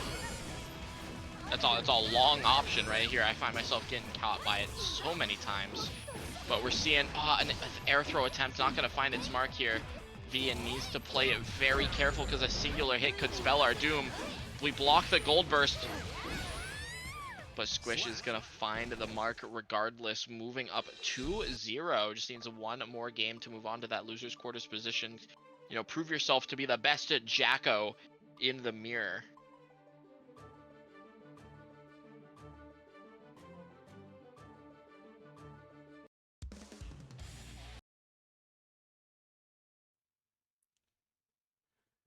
Loving what we're seeing.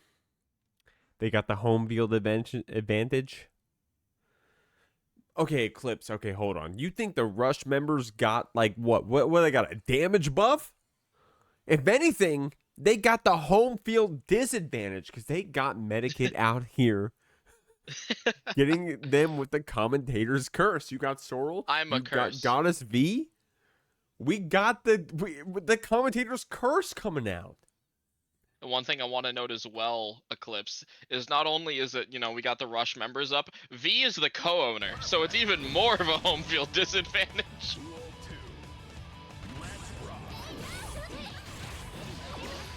Goddess V taking you over to the other side of the wall. We got these bots. We got those pink bots, in fact. I didn't do the colors from the very beginning. I apologize, guys. SqUish, of course, on the blue. Goddess V on that pink. SqUish. Okay, take over to the other side. SqUish, by the way, on the King Africa colors. If you guys are a Jackal player, you of course know who King Africa is. Goddess V gonna buy some distance with that bird, trying to catch it with that 6S, but SqUish fighting back with those bot commands. Goddess V with that 2K confirmed. That kick is not going to be enough to frame trap. So we see SqUish able to escape, setting up those bots. Oh, we BRC to keep something safe out here.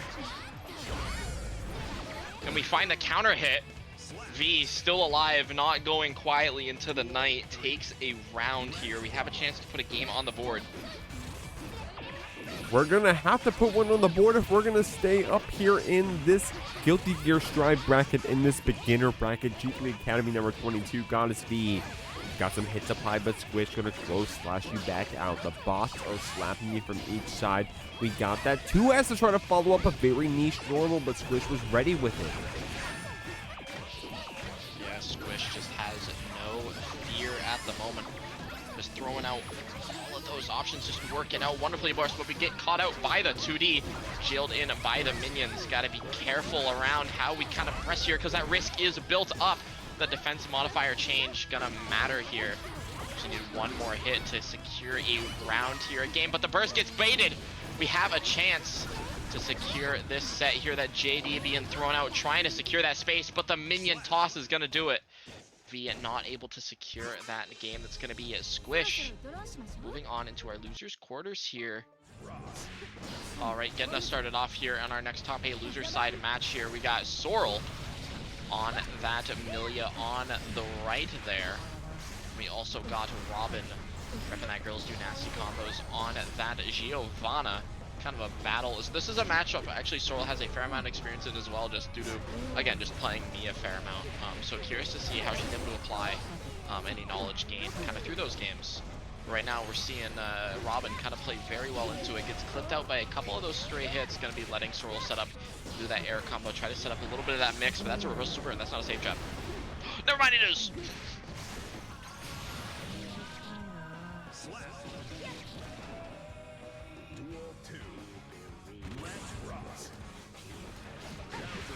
Oh, nice trade out there. That far slash from Giovanna, extremely active. It's good at catching backdashes, and it's good at seemingly trading as well. But, I mean, Robin's still locked down in that corner. We get tagged by that good old Artemis, but the cross-up does not work out in our favor. We eat a fair amount of damage from a counter hit close slash. But Robin's still not out of the woods just yet. We blocked the TK Bad Moon. That close slash on the other side's paying off here for Robin. Sorrel doesn't have that burst to try to get another chance here. The throw Red RC closes out the round, and Robin takes it with that rising JK. Sorrel was doing some good stuff right there, of course had the HP lead, but Robin right there capitalizing on that resource disadvantage. Sorrel in a little bit of a burst deficit, but we'll have to see if it matters too much here. Able to burst out here, chooses to. We have that 50 meter here. 6P goes a bit wide. Again, 6P is a really committal option, especially if like you're doing it really preemptively. And that allowed Robin to kind of take advantage of that situation here, get that positive bonus. Got a safe jump, but not finding it.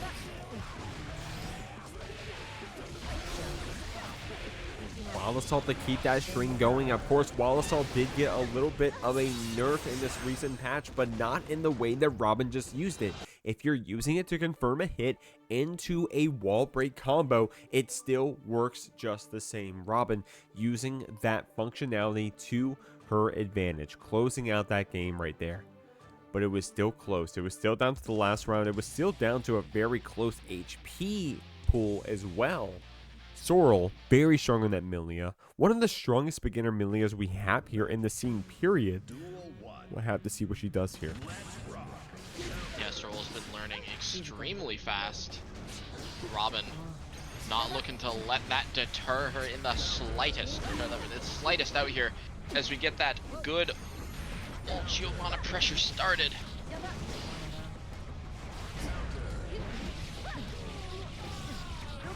The Iron Savior gets that hit. The H-Disc gets that follow-up. The Rising JP made Sorrel went for a bad mood, but hey, it pays off. We still get that red RC follow-up after. We still get the round lead. Sorrel has her burst in the back pocket.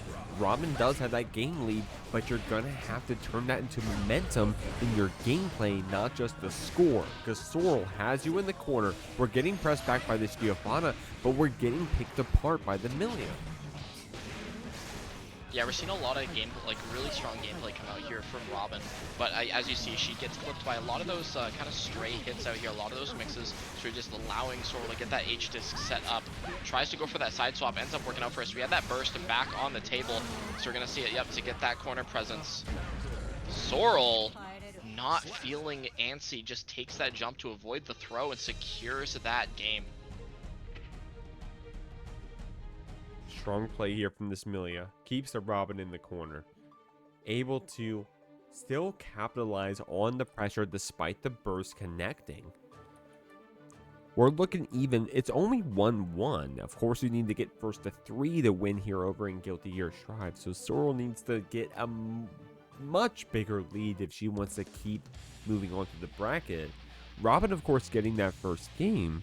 We'll see what we can do here in this Giovanna. Taming that fly, that mosquito, that very aerial character, that pixie of Millia.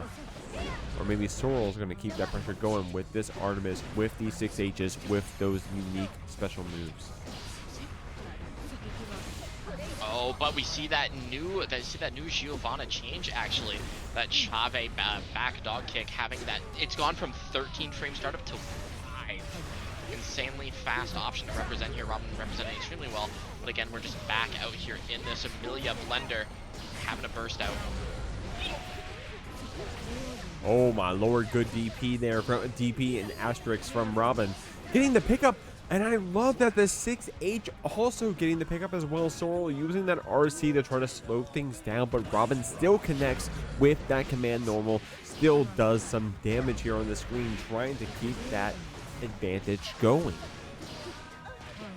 Yeah, goes for that throw. Sorrel maybe feeling a little bit antsy here. Gonna be going in for that wall break with that charge dust. Robin has that Pobo. So, I mean, even if Sorrel's able to turn it around, we have that burst coming back ever so fast, but it's not gonna matter, as that is Robin going up 2-1 right now. Robin is a very strong competitor. We've seen her try to qualify for this top 8 position many times before. But this is going to be her first time already in it, Medikit. So at this point, it's just, you know, what's the word? Extra credit? Hey, I'm trying to get some more points. I'm trying to get some more clout. I'm trying to get farther in this bracket. Now that I've already got that top 8, I got that Clash Reunion invitation over on October 4th for the 3rd iteration of that intermediate bracket. Can I also get my graduation here? We'll have to see. I know all of these players are fighting for that graduation. Oh, that Capel catching that back hit here.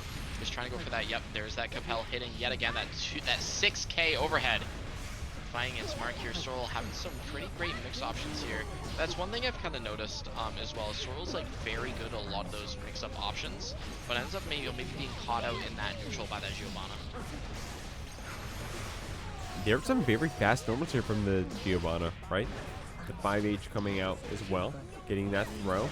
Not enough to kill, and of course, Robin is at a very low HP pool. If Sorrel can get one more hit into a confirm, that's all she'll need. But Robin gets it on that far slash dog kick red RC combo. We're here on set point with the Giovanna. Yeah. Oh, nice counter hit out here. We get that H-Disc yet again. That cross up finds its mark. Sorrel not going quietly into the night. Oh, goes for that cross up again. That trade might actually spell doom for us. It actually doesn't though, G, because you're able to just keep that pressure going. We do have the detention on the side of Sorrel, so he spends it right there to try to close things out a little bit. Oh my god, Robin hitting us with the Blaze Blue rising jump normal combo. We're thrown in the corner. Millia tries to spin that burst. Sorrel gonna run up there for a second, represents that far touch, but Robin gets the throw, has the tension to spend, tries to save it for the mix, but the Capel on the other side lets Robin get the 4-framer, and that's gonna be it. But that strike throw, that JR not going away right away. We'll have to see how that one pans out. SqUish up against our friend Scary Larry out here. See how this one pans out. Larry.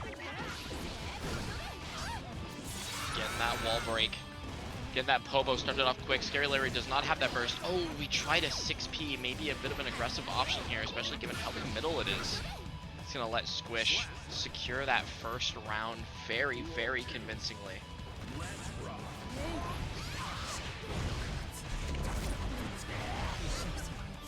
Oh my god, that cross-up was actually insane right there, but SqUish was ready with the 6P on the other side. We got you in the corner. These bots are beating you up. The 2D does get blocked, but the 5D finally connects. The fast RC gets the hit. Strong stuff there from SqUish.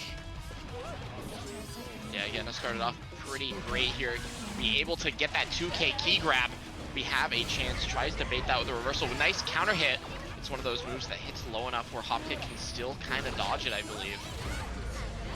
The 2D counter hits. The red RC comes out. We go for the Elysian driver to try to deal the most damage we can. Scary Larry does have tension here on the other side. We're still on this side of the wall. SqUish hasn't gotten that hard knockdown yet. At this point, one more hit will take it. The burst buys us some time. ABBA tries to close some distance, but the JD takes it and Scary Larry goes down. SqUish is up 1-0. Scarence Larence tries to throw out that 2S that you're going to see in that replay. Just not able to snipe out the Jacko. SqUish opting to kind of play a bit more passive, especially given the you know, the lack of Morha gauge on the side of Scary Larry. Definitely smart play.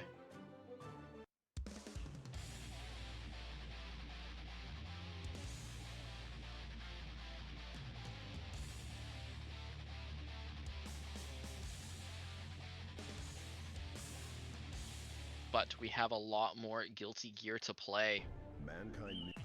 We got our second game here for Scarence, Larence, and SqUish. Bursting immediately, trying to just force back to neutral, just not wanting to get caught out this early. But SqUish taking advantage of that, just kind of piling on the pressure. But we able to match out Jeek. That's that 4-framer coming back in. The Fire is trying to check you as well. Those Spark slash normals, the Spark slash Defied H. Trying to close some distance, trying to get some good damage here. Red RC's going to close the distance. SqUish on top of you with these bots. And I love how SqUish is ready with those bot follow-ups as well. They may not be impressive, crazy, explosive damage at the end, but it's enough to keep your opponent in the corner, especially an opponent like ABBA. But fast RCs come up from Scary Larry. We got this Jacko back in the corner, and all of a sudden, Medikit, we're closing the round. That's ABBA just needs that one chance to find that, you know, again, you let ABBA escape once, you know, she has that 4-framer to do it. Suddenly, your life could flash before your eyes because you let her get into that Morha, and then maybe you get, that, again, that 5H counter hit. And then suddenly it's just a lot more scary for you. But we're seeing SqUish just chill out, throw those minions, play around a spacing where that 2P isn't gonna challenge you, and tap dust is what anti-airs us. Gonna let us bait that burst and get that Jack-O Buster, and this should actually kill.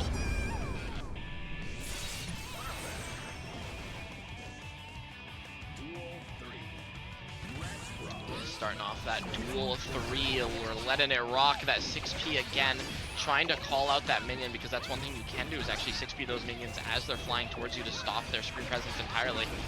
But SqUish not letting it happen. Goes to that stagger, nice throw. We got that risk up, so our defensive modifier is lower. We're not going to eat too much damage here. We got that burst up, we got that Morha. Theoretically, we got that 6P.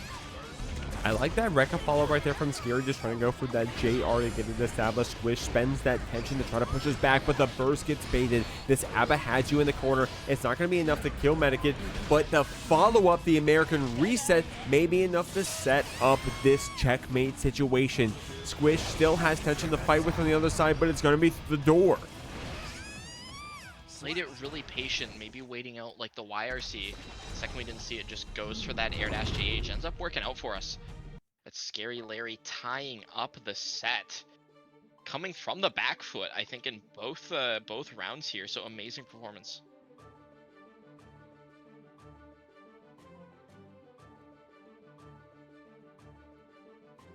But again, as I said, we got a lot more gear to play. Let's get into our third game. Scary Larry trying to get into that top 4 of the Geekly Academy 22. Now, Geek, let me know. Does Scary Larry already have a Clash Reunion spot, or is this the first? Like, is this the qualifying one?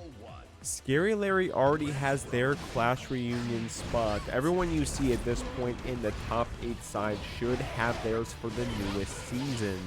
I think Scary Larry may have been in the Clash Reunion 2. I'm pretty sure SqUish was. But now, if you're seeing them, they are confirmed for the Clash Reunion 3. That's going to be on October 4th.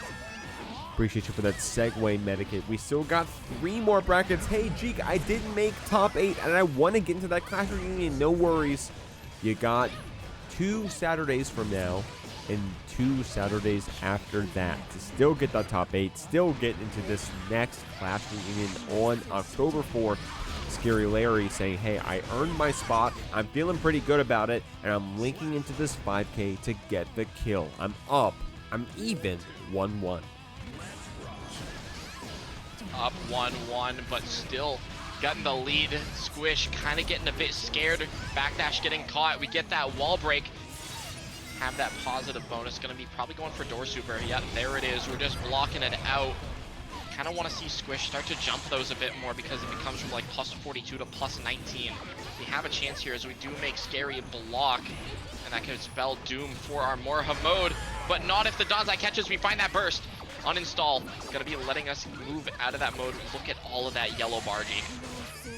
The throw is gonna come out. What'd you call it? The throwba? What'd you call it? Strike throwba. Strike throwba. That is what she is. That is what she is. That's what Medikit's calling. To be honest, the strike throw from ABBA in general, like, I don't know, it's always been a very strong option, right? Because that ABBA is so fast.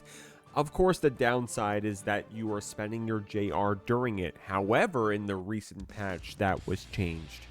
So Scary Larry able to keep that JR threat, those very strong normals, those strong special moves, while also throwing you back into the corner. We're up 2-1, only one more to close out this set. We'll see if we can do so against SqUish, or if these Jacko bots are going to keep us down. We'll have to see. We just need that one more game to do it. Scary's been maneuvering very well through here. Yeah, there's that wall assault into an install. Tries to throw, but SqUish, I mean, has that awareness, I think, to now know that, you know, Scary's going to want to go for those. So nice backdash out here, G. 5D gets that pick up, the PRC keeps things going. We got 50 cents on the side of Scared Larry. Gonna keep that pressure going. I love those throws, right? Now, this time we're in the baby ABBA, so you don't get to see that buff necessarily, but just representing that throw in the middle of those blue Wild Assault routes is enough to show how strong that mechanic can be. We go to the hop kick, we go to the red RC, the 2K comes out, but SqUish was ready with the low block. Yeah, SqUish defending very well right now, but at some point, you might have to fold. You can't block it all, and there's that hop kick coming out. Not enough time to key grab, so we're still just in the corner. That throw's going to find its mark yet again, and that is Scary Larry on set point to move forward into our top 4 here tonight. But, I mean, SqUish still has a round, still has a chance to secure their own spot in that top 4. We just need to somehow tame this ABBA. We're beating you up. We're trying to do what we can on this side. The bots are getting hit right here. SqUish is going to keep this scary Larry here in the corner, but we're fighting back with that far slash. We're trying to go for the Dawn side, but it gets whiffed. The JD trying to push us back, but SqUish does get opened up in here in the air. Scary was going to keep that combo going, but the burst pushes us to the corner. Yeah, we're able to get that uninstall, able to get that key grab. Now look at all the more how we have that 15 tension to play with, but this is an extremely scary situation. And that, yep, there's that throw attempt. That's gonna be that JH securing that spot for Scary and Larry. For our Giovanna, Robin gonna move on through the bracket. Yeah, looking at that replay, Robin just had to scrap it out just to try to get that, you know, that 2S, didn't get that OTG that we maybe wanted. We had to scrap it out, just hit that 5P, pray it caught, and it worked out wonderfully for us. Amazing gameplay out here from Robin. Amazing gameplay out here from Sorrel, getting into this top 8 position.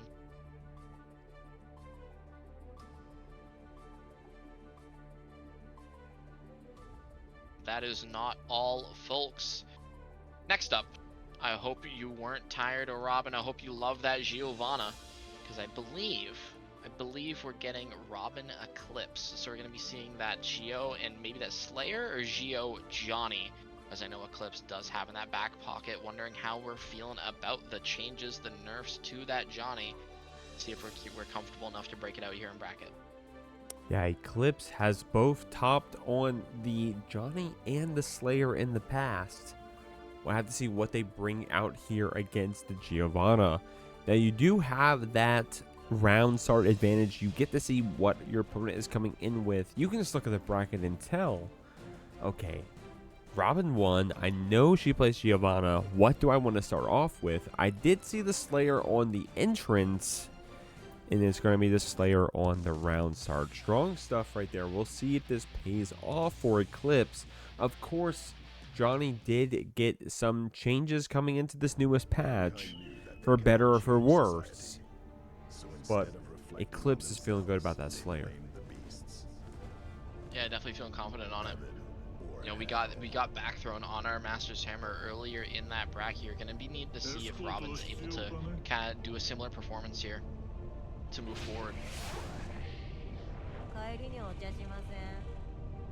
Giovanna versus Slayer. Duel 1. We're going. We got that Giovanna. We got that Slayer on the screen. It's Robin. It's Eclipse. You've seen them both earlier in the bracket out here. I mean, Robin just got done an amazing set with Sorrel as well. If you're watching the stream, I don't know if we're going to be seeing it in that order in the VOD. But regardless, seeing that cross-up pile bunker hit, trying to bait out the burst. Robin not biting. Eclipse just going to take the round. This Slayer and Eclipse, specifically how we're going to play it, is very fast, very quick, saying, hey, can you keep up with my APM? Can you keep up with my dash cancels on each side? Because I'm going to try to cross you up. I'm going to try to turn into a lot of damage with the pile bunker loop. If you're not ready for it, you're going to hurt. But Robin showing us those very cool jump normal routes. And the dash 5K as well, calling out the dandy step from Eclipse. Robin actually looking pretty good here on the Giovanna. We're going for that Tatsu super. Yeah, just looking like, hey, you know, everybody gets one. Robin playing it very extremely clean there, not getting caught out. Nice whip punish out here. Oh, throw punishing the actual, we saw 2S come out. That wall break with that wild assault. You can't really use that to extend your pressure anymore. That's something I know Gio definitely kind of like to do out here.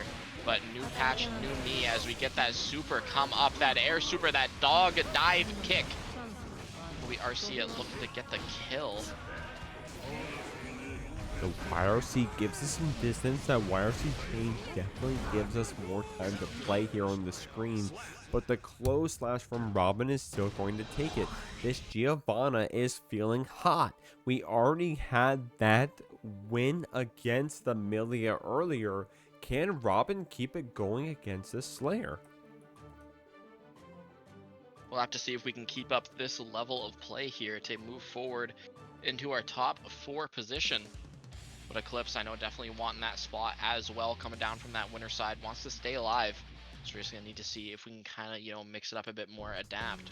Duel 1. Duel 1, let's rock. The 2D from Eclipse gets that knockdown. Robin spent guessing here, but the far slash gets the first hit.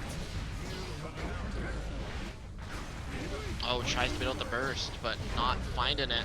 Nice 2D out from Robin. Gonna be getting another one of those Blaze Blue air routes. Saving the meter for the mix-up, the post-wall break situation, and oh, what a hit!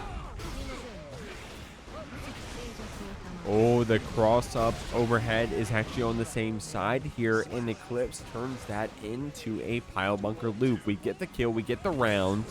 Duel 2 here. The advantage is to our Slayer. The Master Hammers connect. We get you with that overhead with that 6H, and the bites come out as well, Medikid. This is very violent from the Slayer.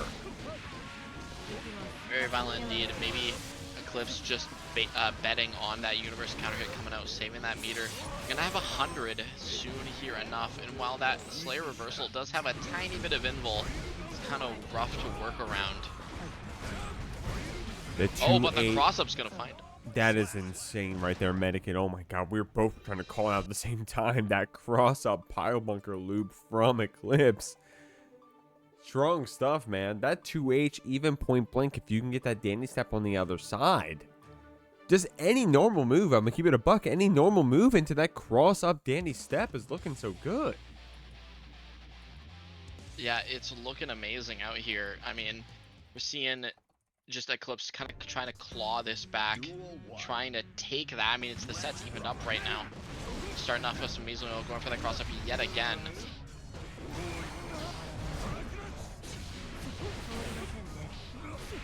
Oh, going for that routing. Nice, you get that hard knockdown. Goes for that throw on the Oki, doesn't go for that enhanced dog dart. But we get that wall break. Eclipse in the orange. Get that Pobo, but the 2D catches are able to confirm with an air route. We got that super on lock, and this should be enough to do it. Robin taking back command of this set here, taking that round with a nice, I mean, routing near the end with that air route, starting off very strong here as well with that 5H round start.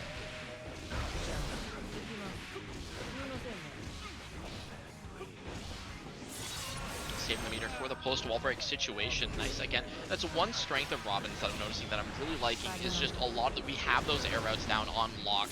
They can really get us into an amazing situation just due to the amount of corner carry they give us. We are seeing forward there. We're gonna get counter hit on the throw attempt. Unfortunately, Eclipse has a chance to salvage the game here. But that's that buff. That's that 5-framer. It's that frame trap. Strong stuff there from Robin. Able to close out that game right there. And I do love the win quotes there, or rather the lose quotes, I guess, from Eclipse. Saying, "Teach me, master. There's always something to learn from your losses." I'm gonna keep it real, man. Sometimes you lose a game and you're like, "Oh, man, I should have beat that guy, that girl, that whatever. I should have beat them. I should have did this combo, connection, whatever."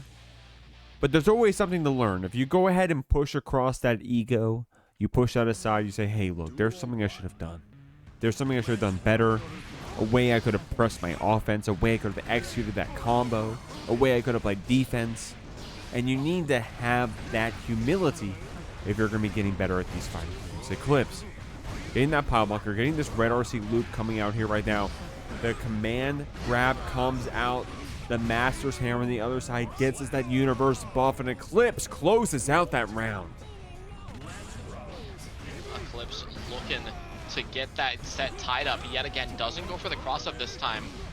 Robin kind of fold into these Master Hammers here. We're going to be getting those pile bunker loops. No wall break, but honestly in this case it's even scarier because it lets Eclipse keep that corner pressure. And there's that was an insanely quick game. Eclipse taking command of both of those rounds and just quickly tying up that set. Like Robin, you know, fighting for her life to move forward in this top four, top four. I mean, that's Slayer, bro. That is how fast those Slayer rounds will go sometimes. And you know it, Manica. You get to play against this character quite a bit in that higher level. You get to see how quick and fast this character can be when it counts. Goes for that DP, but the whiff gets back thrown. Eclipse going to keep you here in the corner.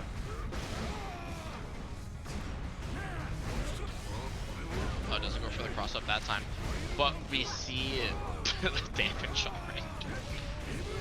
And that actually should be death, yeah. Eclipse on set point, speed running the set here. Robin fighting, there we go, get that route started. Oh, went for a little bit of tap dust. There's that frame trap yet again with that enhanced, that new dog kick frame data. But Hand of Doom actually gonna dodge that. Good to know. It's just on set point, but Robin is going to send you through. We do have that tension to play with as well. Medikit. Oh my god, the 2-age anti-air. The Farsight gets the pickup. Strong stuff from this Giovanna. And all of a sudden, we're in the last round. Actual just went into the Mind Palace to pull out the read there. It worked out wonderfully for us. But unfortunately, our foot's going to get caught by that massive punch going through the wall.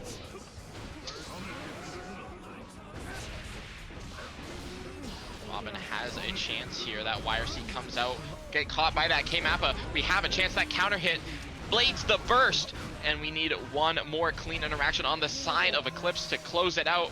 PRC it. Okay, but we hit the cross up. There we go. Robin trying to stabilize it out. Gets that counter hit, but no corner route for us. We have that meter built up. There's that throw. Jeek, we just need one more clean interaction after this wall break. From either player, to be exact, Medikit, that 2D gets that reset, and it's going to be Eclipse getting that close touch there on the other side to close it out. But god damn, we went down to the last interaction. Very close game from both our players. Getting started here. Welcome to winners finals of the Jeek Lee Academy 22. We got Coffee Fields on that Kyle Kisuke. We got Sin. We got the familial matchup. Master Shake baiting out that DP, just taking the backdash, be like, you know what, press your button. I'm just gonna whip punish it. I don't really care. Now these are going to be some very aggressive players back and forth. Of course, Coffee Field had to play against DekuNut earlier today.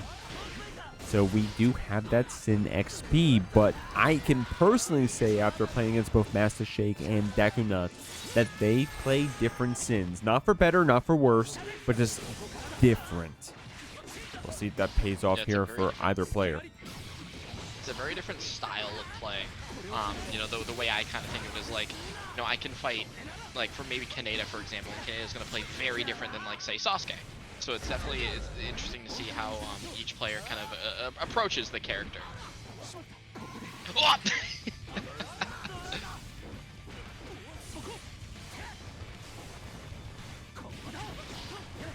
Oh, final low life situation. You have to play so kind of, I won't say like passive there, because it's anybody's game, but you just have to be careful. I like that fall down JH there from Master Shake. We keep this tie here in the corner. The 6K gets the pickup, but Coffee was ready with the burst. Oh, there's that DP out here taking that dash, so we get those plus frames. But, I mean, now we're back to neutral with no stamina to our name, so we need to be very, very careful, because there's a lot of counterplay you can do to kind of counteract a lot, like, for example, like the far slash peak driver and the far slash, like Alcon, just a lot of stuff like that. Nice air throw out here from Coffee Fields. That was an amazing air throw right there, keeping this Sin in the corner, but Master Shake still gets a chance to fight, still gets those counter hits, and Coffee does have tension to play with, but we'll see if this Sin gives you a chance to spend it with that overhead, with that red RC. We're closing out the round. Looking to find out who's going to be the first to take a game in this winners finals. And now we're seeing some neutral being played, just, you know, kind of give and take, the kind of ebb and flow of that space game there. Right now it seems like we're finally finding a victor in the neutral, and it's Coffee Fields getting us started with some corner pressure, baiting the burst out, not able to get that punish, but it's a-okay. We get that stun dipper regardless. Now Master Shake's in trouble. Dire Eclat coming up from Coffee Fields right there. They get that shock set applied and get that wall break.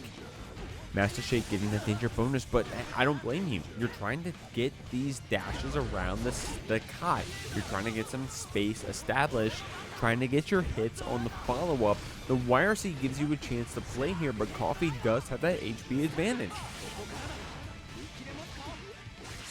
That's going to be Coffee Fields taking the first game of winners finals with a very convincing last round. You know, was able to just kind of get, you know, took the first couple rounds there to be like, all right, you know, how's Master Shake gonna kind of approach this? It seems like you were talking about the differences between DekuNut and Master Shake earlier. Just seeming like we're able to adapt to any of those differences quite well here.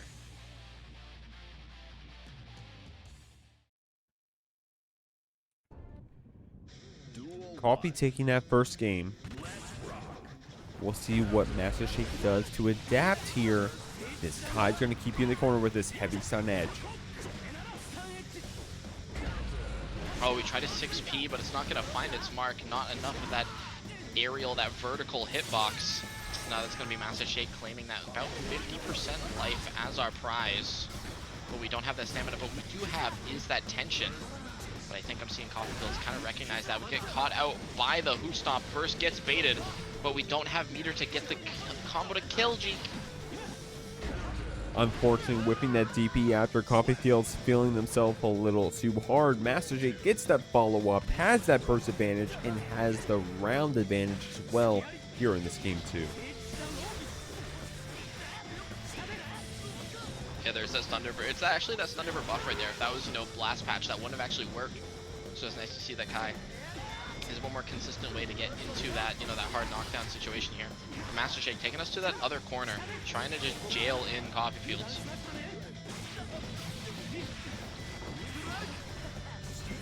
Oh, I love that one. safe jab 5K right there. Medikit able to bait that YRC. Coffee is dealing some damage here against Master Shake. Yeah, but Master Shake's not out of it just yet. We have 1 HP in a dream, but we still have that singular piece of HP. We bait, we DP through the projectile, and we're able to get that wall break, have that positive bonus. We need to watch out because we do have that tension on the side of Coffee Fields, and yet just gonna get poked out by that stun edge. Yeah, man, simple fireballs. Oh my god, simple fireballs at the very end of a match is all you're going to need sometimes. I know that sometimes it's as simple as something that 236S, that 236P, whatever your character does, to try to get those projectiles out, saying, hey, I only need one more hit to close it out, whether it's going to be a straight hit, chip, whatever. I'm going to try to close this one out. The burst pushes us back. Coffee Fields keeps Master Shake over here in the corner. We get that follow-up, we spend that stamina, and we use that PRC as well, but Medikit, no more resources on the side of this Sin. No more resources. We have that stamina slowly coming back, but we get hit by the Charge Dust. Bursting out immediately. We do not want to give Coffee Fields any positive bonus, any hard knockdown, especially this late into the game. Nice back throw here. We have the stamina to play with, so we can make this hurt. Not going to be enough to kill, though. Yeah, just barely not enough. Like that dead ring 5P right there, trying to go for the Elcon after Coffee Fields does spend this RTL. Do you have the punish? Master Shake with a very simple run up far slash. Takes that game 2. The set's tied up. It could be it's still anybody's game at the moment.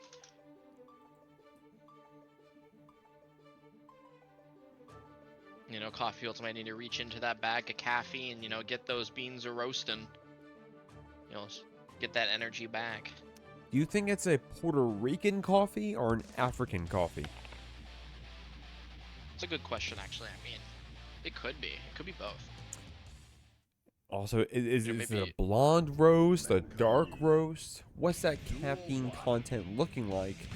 I'm not sure, but Coffee Fields definitely feeling pretty good about it. 300 milligrams. There you go. Medikit out here with the scientific notation on the weight. I like that delayed jumping right there from Coffee Fields. Master Shake also doing some jumps as well. Master Shake, if you guys haven't already seen in his sets right here, will do something where he dashes out of the corner, delays BRC, slows you down to where it messes up your anti-air and still gets the follow-up. Of course, Master Shake spent RTL, so we don't have to get the attention yet, but we may see it later in either this round or a following game. Yeah, our backdash gets caught out, but the DP, no fear, and the follow-up's gonna be enough to secure that round. Master Shake taking command of this set. And you have to play aggressive like that if you're either player, either character at this point. Hey, look, I'm seeing you winners finals. You're feeling yourself. You feel like you deserve to be here. Well, I need to make you feel like you don't. I need to show you that I deserve it more, that I should be here, that I should be the one in grand finals, and I need to make you hurt for it. And some aggressive plays like that are going to pay off in the very end. Coffee Fields, with that rising blue RC, gets the air-to-air that put Master Shake back down on the ground. Yeah, not able to get that confirm off that little bit of a JK, but now we're just back into that neutral throw. Whiff throw's going to go unpunished. Coffee Fields taking that chance to go to another route to go through another wall. Gonna need to renovate the entire stage at this point. All this one home flippers out here. Coffee Fields is able to take the round. We're still even up here in rounds and gains Medikit. Yeah, very even winners finals here so far. We don't have the meter for that Tyrant Rave, but we do have, again, is that positive bonus. That burst is going to be coming back up, so that 50 we spent is not going to matter too much here. And I like that as well, right? Being a bit more passive, like not running up, because like Coffee Fields sees that 100 tension, knows like Master Shake's propensity to go for those reversals, whereas going, I ain't touching that. Good hook somewhere there, red RC to keep that combo going. Tried to bait the burst, Master Shake, but spending our own to keep this Coffee Fields here in the corner. It's going to be that falling JH that gets to pick up the red RC, keeps the combo going. They're able to get a nice little wall break here, getting that shock state with that stun edge. Just need one more clean confirm, or the throw's going to do it. And that is going to bring Coffee Fields up in the set to 2-1. Not Coffee Valleys, not Coffee Mountains, not even Coffee Rivers. Coffee Fields. There are fields with coffee in them.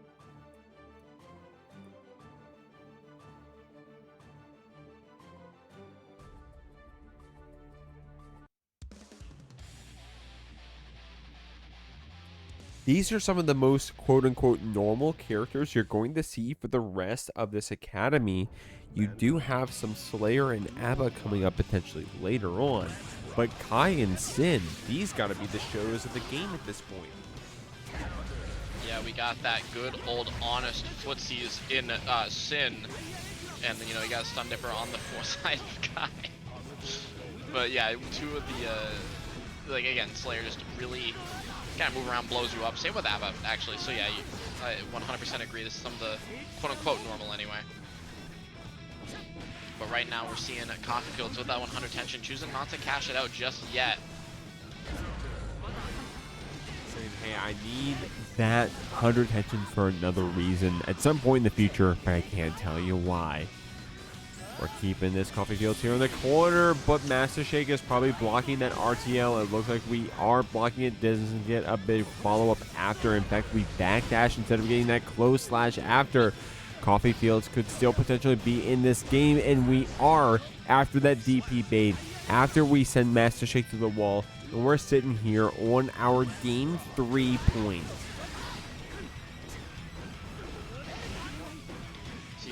One more round out here to move up 2-1, secure the lead even further in this set here. But Master Shake, not if Master Shake has anything to say about it. First comes out here, that DP gets baited yet again. We have that tension to play with. They're just gonna go for that Tyrant Rare, that Tyrant Barrel. Was wondering if we would go for it since we had close to 50, that RTL cash out. Deciding not to.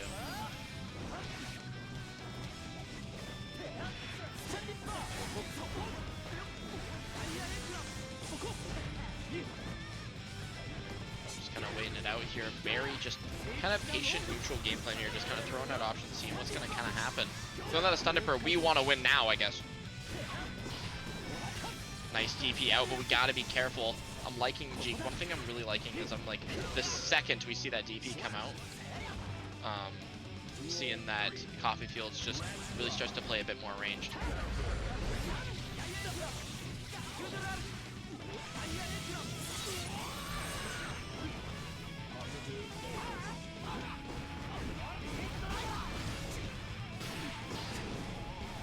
Got that 100 meter on the side of Coffee Fields. Gotta wait for the burst though. Oh, runs maybe a bit too far, looking to maybe bait that burst. Unfortunately does not find it. Goes for it again. Master Shake not biting. Insane patience on the side of Master Shake. Alright, we're getting our offense started. Deflect Shield gonna be caught out. Not gonna be able to get that push block we were looking for. So Master Shake has a chance to stay alive. We're gonna be able to build that tension up. Deflect Shield works out now for us. Okay, burst finally comes out. Couldn't really bait it there off that 2D. That meter's gonna come out. That tension's gonna fly as we have the stamina to make it hurt, and that's gonna be Master Shake staying alive, putting another game on the board for us.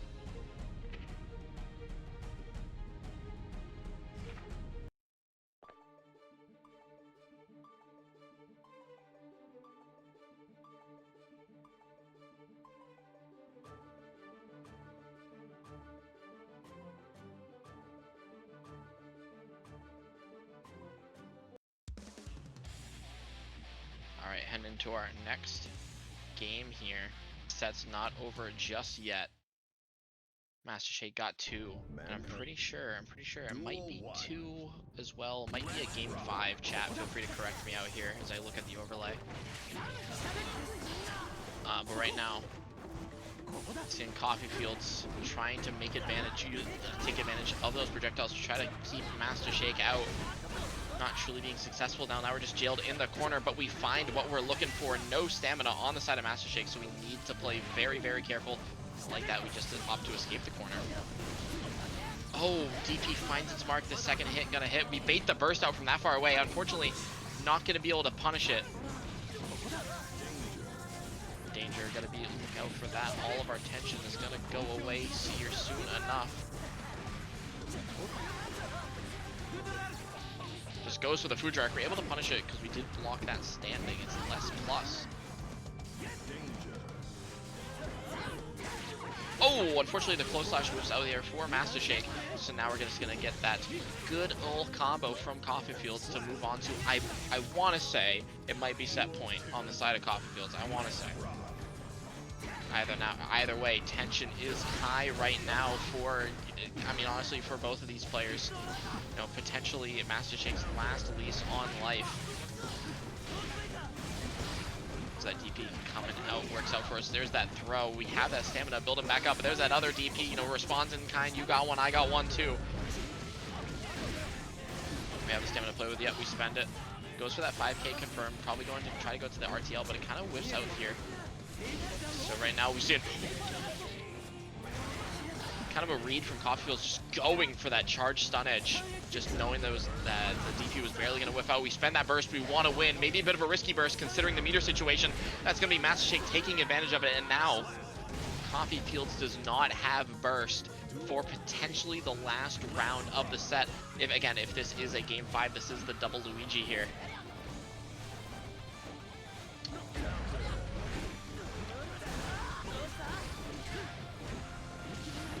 That stagger, there's that 2H coming out. Oh, BRC back. One thing I've noticed that Master Shake does a lot is a lot of that BRC back when we go to extend, and that might come back to bite us in certain scenarios, especially where spacing is like very important. So we see out here, just goes for a charge stun, just tries to bait out the DP. We're able to find a route regardless, does not go for the sacred edge, so we do have to hold the neutral here, and that can be kind of scary, but oh, what a back throw. Just trying to keep our distance, looking for that burst. We find it, but unfortunately not gonna be able to bait it. But what a 6P! One more hit needed on the side of Coffee Fields. We send out the Sacred Edge, not gonna find its mark, and there's that air throw. Amazing job here by Coffee Fields. Welcome back. No, we had to step away there for a minute, man. Had to step away to see what we had going on. We had Coffee Fields and our friends Master Shake running for a minute there for a second. And today it's going to be Scary Larry running up against Eclipse.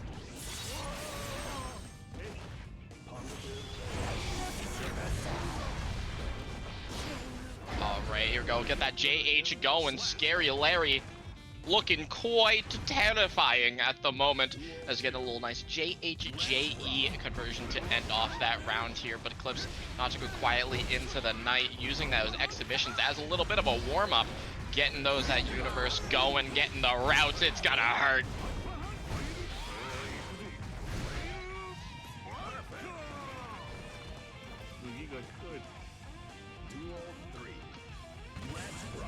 This is evil. And we get a nice counter hit on the side of Eclipse though with that It's Late. Just keeping Larry guessing. You have that burst built up, gonna use it, but it gets baited. We're not able to get that kill. Scary Larry has one more chance, not gonna find it. That good old close slash gonna close it out.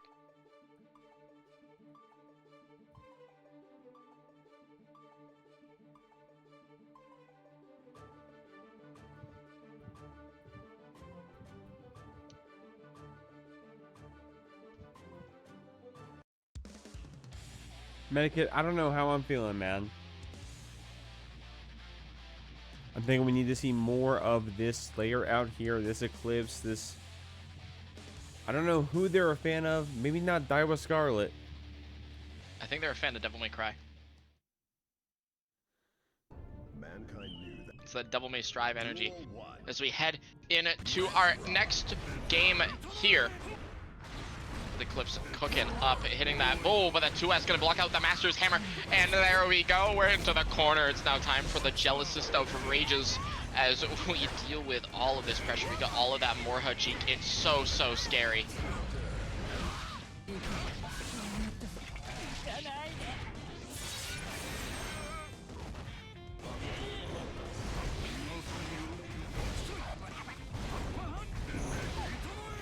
Those Master's Hammers, we saw them grabbed earlier, but not so much right here by Scary Larry. Scary got that 2S. He ain't afraid of a no Master's Hammer. He got that's a giant key. It'll function well enough. Right here we see Scary Larry, no burst, but we do have that round up cheek.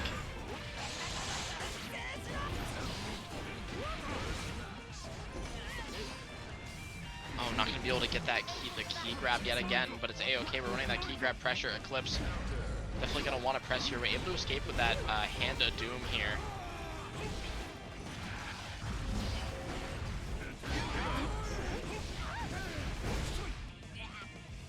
That's gonna hurt. We're getting that super out, getting that hard knockdown.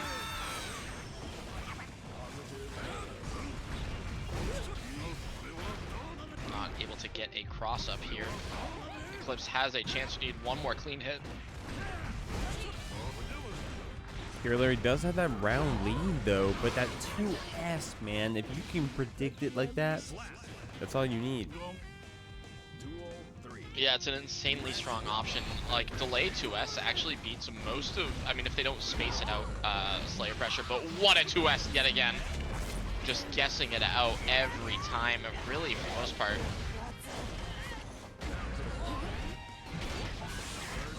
Opting not to go for the super, saving it for the mix-up.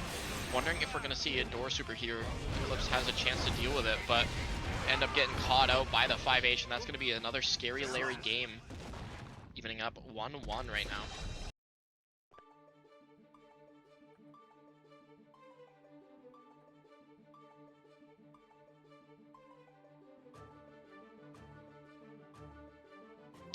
We were talking about 2S earlier, and that's something that's just really potent. In a fair amount of matchups, honestly, just kind of in general. Where, like, it'll cover a lot of your delayed dandy follow-ups, you know, if you're good enough, it effectively nullifies Millia's air game in general. like 2S 6P, those kind of rotating between those two options. Mankind. I'm going to see if Scary Larry can keep up kind of the consistency as we move forward into the set here, but strong opening by Eclipse. Oh my god, that burst bait right there too. Scary Larry definitely feeling themselves.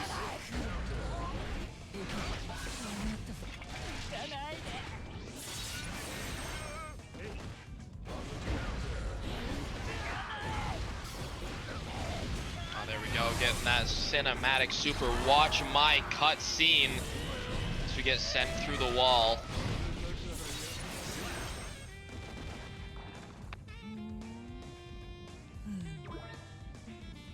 That's cinematic right there. Scary Larry It's definitely very feeling about that cinematic. round. Oh, getting the slide route. There we go. Getting that key grab as well. Look at all that Morha. Look at all of that meter.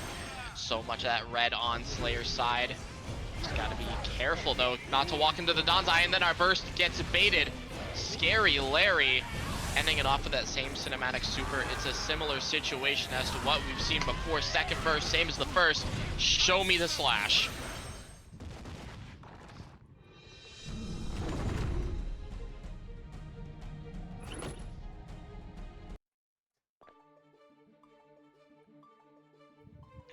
Scary Larry bringing it back out for us today, Medikit.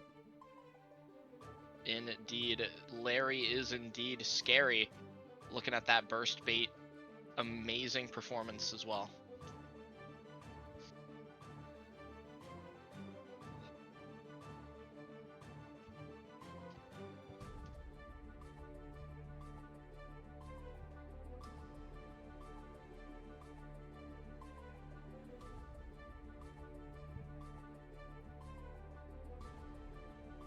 But Eclipse still has a chance. We still have,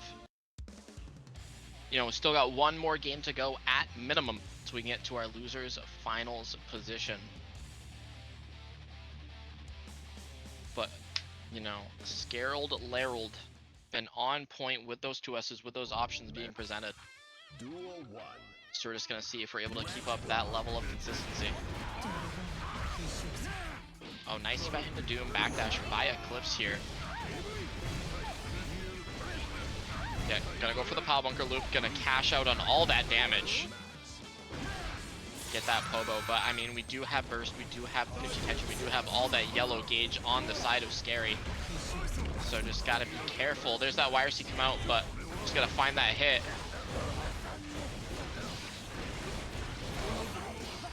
Okay, burst spend on the side of Eclipse here. Wants to close it out.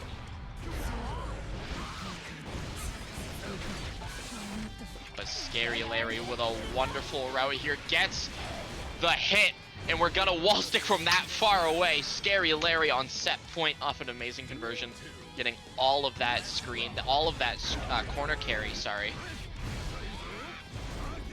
We're looking pretty good. Eclipse trying to do some damage right here. Scary's got that 4-framer. We're going to chase it down here with those command dashes as well. Trying to be active. That strike and throw Ava looking pretty good out here for Scary Larry. It's that strike throw buff. Hit that 2K, and we hit actually like the meaty, kind of like the later end of that, so we do have time to uninstall and key grab it if that specific part wall sticks. Kind of a fun fact. We bait the burst out. That's going to be Scary Larry taking it 3-1 to move forward into our losers finals position tonight. Fighting Scary Larry. Now, we've seen Master Shake have some amazing interactions, amazing reactions, especially when dealing with like characters like Slayer. I'm curious to see if we're able to kind of translate those over to dealing with Abba, because a lot of her stuff, like especially with like a lot of the cross-up resets, you just need to be ready for.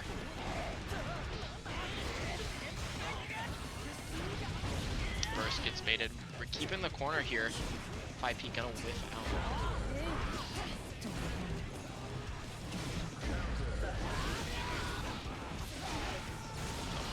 Oh, no wall break, choosing to save the stamina, which works out because we have no stamina. We do have enough to go for that 100-meter RTL. Not going to be enough to kill, unfortunately. So we are left with no burst, no stamina, and no tension, which can be rough, but not if we close it out. Wonderful play by Master Shake. I wouldn't be surprised if Master Shake makes it all the way to the end. Definitely been up here before against Scary Larry. Going to see if we can do so again against this side with Scarlet Sand. Pulling out that vodka if we can help it. Master Shake going to try to dash over you with that BRC to slow things down, but we are ready with the first. Ready indeed. Unfortunately, doesn't let us truly escape here. We're still not dead just yet. We have one more chance, but we need to somehow get Morha back, and we found our way. Just gotta watch out for the burst. No burst on the horizon, but the YRC comes out. Using that stamina, we're canceling back. We're getting those close dashes. Master Shake is able to get this first game here on the board. Scary Larry is very strong on this ABBA. We'll have to see if we can do more of that high-level gameplay to try to take out this Sin if we can help it. Yeah, Master Shake, like, that was a very strong games coming out here, starting out for at least like in the first round there as well from Scary, but Master Shake just seemingly got it on lock, just figured out how to deal with it. And as you said, we'll have to see if Scary Larry, the Die with Scarlet fan, is able to contain it. Duel 1. Let's rock. Being active at JD already, even if we're not close enough to get that hit. Master Shake dancing around with doing those jump normals as well. That dash taking a little bit of a nerf, but Master Shake still showing you, hey, if I'm unpredictable with my movement, I can try to get around this ABBA. Yeah, just getting all of those counter hits, all of that Tyrant barrel, just barely not enough to kill. But I mean, there's no Morha on the side of Scary Larry. It's gonna be really hard to do, and yet there's Master Shake kind of closing it out here. Jeek, it's really hard, as you're probably well aware, just to get out of those situations where especially where you have like no JR to work with. Overheads come out. We're starting this close dashes. Master Shake is going to go ahead and try to keep this ABBA in the corner. Scary Larry, I love how we're so active with that Abare, so active with those special cancels out of the normals. We're trying to fight back against this Sin. Yeah, seeing some neutral be played here, just kind of back and forth again, just trying to take, give and take space, see where our opponent's head's at. That burst comes out, not going to find a bait. Ground blocking all of that door super, but most likely going to see a burst come out. Trying to salvage it, but no, just deciding to take it. Master Shake not biting this easily.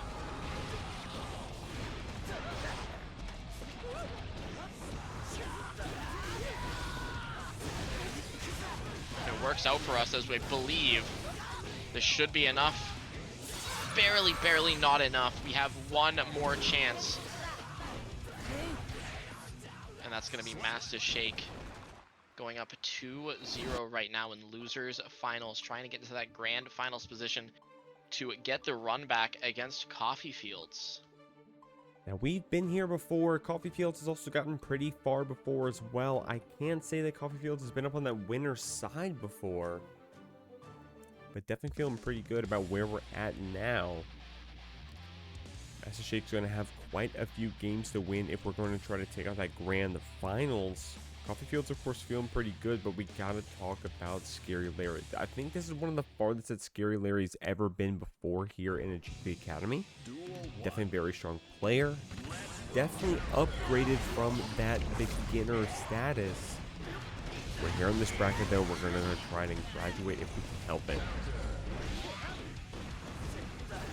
Yeah, Scary Larry definitely been putting in a lot of work on that ABBA, one of the ABBA-lings. Then we're gonna get, but I mean, Master Shake, just trying to deny that graduation, trying to say, maybe a couple more attempts.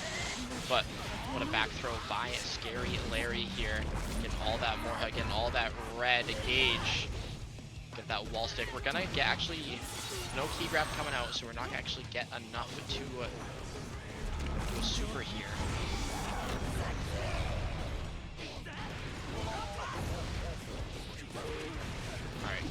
Oh, that was cool. Went for a little, tried to go for a little bit of JD shenanigans. Probably maybe wasn't looking for that that wall. Sorry, that side switch. There we go. But regardless, it's keeping Scary Larry alive for now. That 2S anti-air. Scary was ready to get that special confirmed afterwards as well. Good 6B there from Master Shake. You can't hold that stuff forever. You gotta be ready to do those anti-airs back if the ABBA is going crazy on you in the air.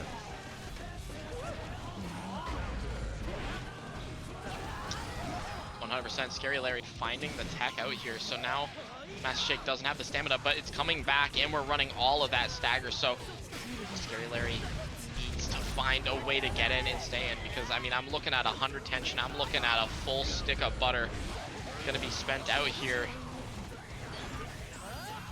Oh, the backdash, but we are able to actually catch it with the 2S. So that's gonna be a full stick of Morha gauge along with that positive bonus. So we have a very real chance we can just run away with it.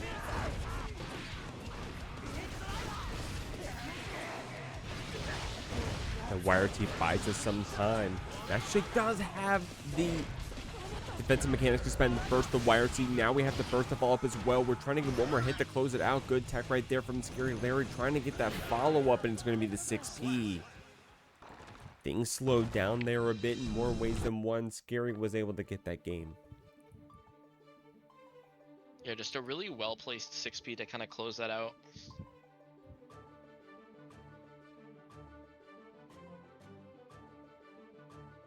Oh, just nail it. I'm curious as to what the new Academy criteria is now the Celestial and Putter Farm are dead.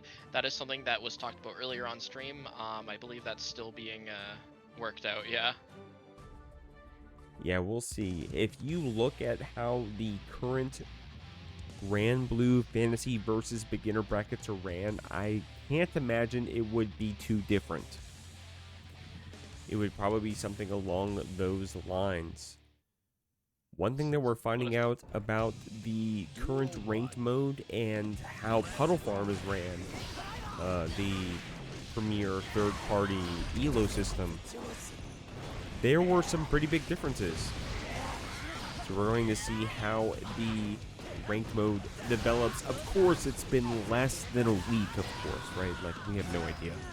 We'll have to see where we're all placed, where the beginners are all placed, where the community is all placed. Scary Larry, of course, saying, hey, right now I'm showing off the patch on this day 3. I'm playing this ABBA, Master Shake playing this Sin. We got that forced uninstall coming out, but Master Shake is still running these combos, still has ABBA here in the corner, and the overhead connects for that red RC. Master Shake is going to go ahead and put themselves here on set point. Yeah, looking to get into grand finals. We want the run back against that Kai. But Scary Larry, again, with those well-placed 2S's, just trying to fight to stay alive here today. And that counter hit, JH is a great way to do it. Is it enough to wall stick? It is not, but we keep the corner. And that's going to do it, going to send us through the wall, going to get a bunch of meter up. We have all of that stamina, so we can kind of do it, but not if we get caught backdashing. DP gets blocked, but we have the burst on deck. And yeah, just save it, yeah.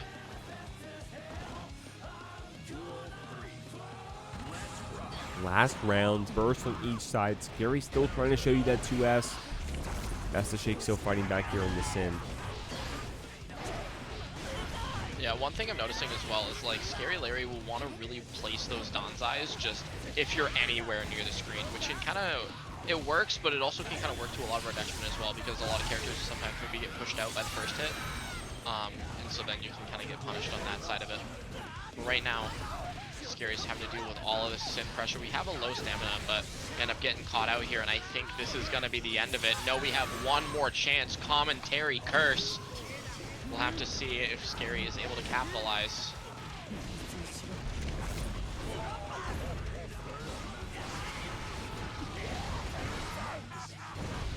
One more clean interaction on both sides. We have a burst on the side. We're minus 10 right now because the forced uninstall. No burst on the line for Master Shake. We need to play very, very scared right now.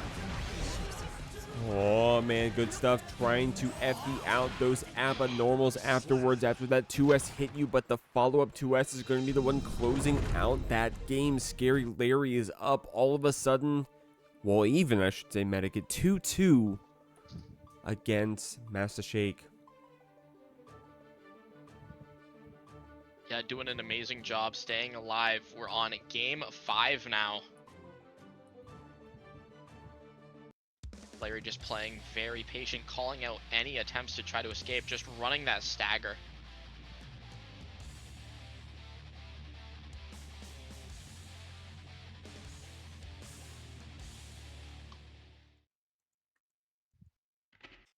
Man. Duel 1. Final game, final round of losers finals. Scary Larry throwing out that burst a tad early here. Now we're kind of stuck in the corner. Our Morha's going to be draining away. No punish on the whiffed throw. We have a chance to escape here. Keeping through.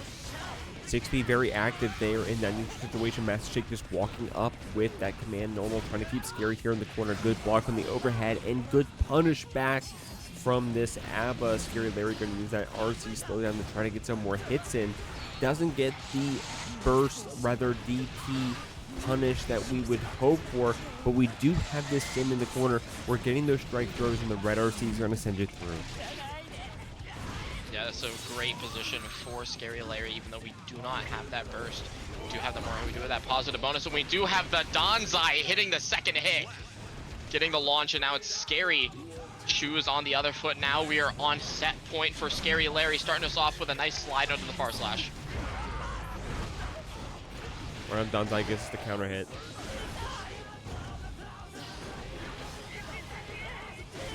Master Shake still trying to fight back here. It's neutral out here, Medikit. Yeah, Scary might be feeling a little bit of nerves here. Unable to really get that wall break going.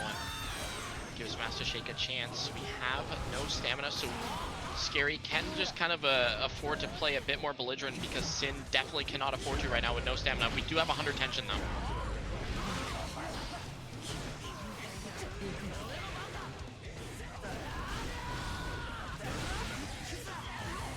Burst gets baited out. That could be huge.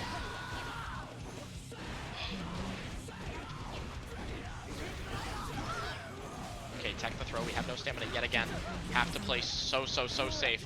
Backdash. Don't want to get punished off of that because it is -2. No, we go for the reversal super, and that's going to be Master Shake taking the round, putting us back on set point. Last game, last round, Jeek. We are so close in the set. That was very good patience there from Master Shake. I love that 6-feet clash gets there from Scary Larry going to the Rekka after and using the downside to try to put this Sin down. We have that Jealous Rage spanning out, but the FRC keeps Scary Larry running that pressure. We gotta send this Sin through the wall. The Donzai connects. We have that soft knockdown as well in the follow-up. Good blocks there on that T, but the burst gets baited. Scary Larry keeps the pressure going with that blue Wild Assault that Master Shake was ready with the back throw for. The route drops. The trades are coming out. It's a slugfest over here. It's a slobber knocker. Master Shake gets a clean confirm. So we have that positive bonus along with 2 bars of stamina.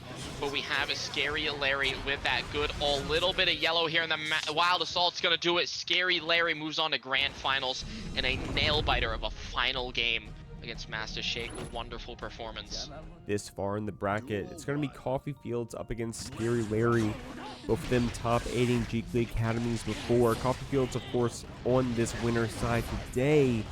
Scary Larry on that loser side going to be coming up with that ABBA. We're going to have a couple sets to win if we're going to try to graduate from either player. Coffee Fields showing you how strong we can be on this new tie. Scary Larry going to try to keep it down with that force uninstall. Needs to get something reestablished. Coffee Fields has you in the corner with that red RC. Yeah, I'm seeing Scary try to go for a little bit of the new, like, the JPJH to whiff and then go for the throw. Again, like the strike throwba. Just unfortunately getting called out a bit for it, but we bait the DP, bait the burst again! And that's going to be Scary Larry taking the first round of Grand Finals. We are not getting hit by anything. Coffee definitely going to have to warm up a bit, especially if you're sitting up there in the cold seats. You play against a character like Sin, especially the new Sin, right? Not so explosive, not so high APM as a character like Apple will be. So need to go ahead and get those wires uncrossed. Scary Larry saying, hey, I'm warmed up. I've been playing down there on that loser side. I know what needs to be done. Linking that hop kick into the 5K. We got this key grab to put you to the other side. Got that full JR as well. Dennis trying to throw those 5Hs, get those hitboxes out. We go for the F shaky. It works out for us. Going for the cash out super. Unfortunately, it's not gonna be enough to kill. We have one more chance on the side of Coffee Fields. We have burst. We have what we need to make it happen. Yet spend that burst. Keep it going. Larry spending that burst, trying to make it happen, but this might be enough damage to close it out in the favor of Coffee Fields. Yeah, got really close there for a second, Medicaid. Oh my lord. Maybe Scary Larry let a little bit of that chip damage through, but man, that was a close round at the very end. Coffee Fields getting away with murder, evening up things, using that 6P very, very active on that direct lap block string. Scary Larry gonna be on this other side. I love being able to tech that tick throw here on the beginner side of things in these beginner brackets. If you're willing to go for those techs, that can be quite the mix-up, rather quite the stir-up against someone's game plan. Yeah, oh, what a back throw here by Coffee Fields, trying to take control of the set here. Go for the RC, keep it going, bait the burst, and that's going to be Coffee Fields taking the first game, I believe, of Grand Finals.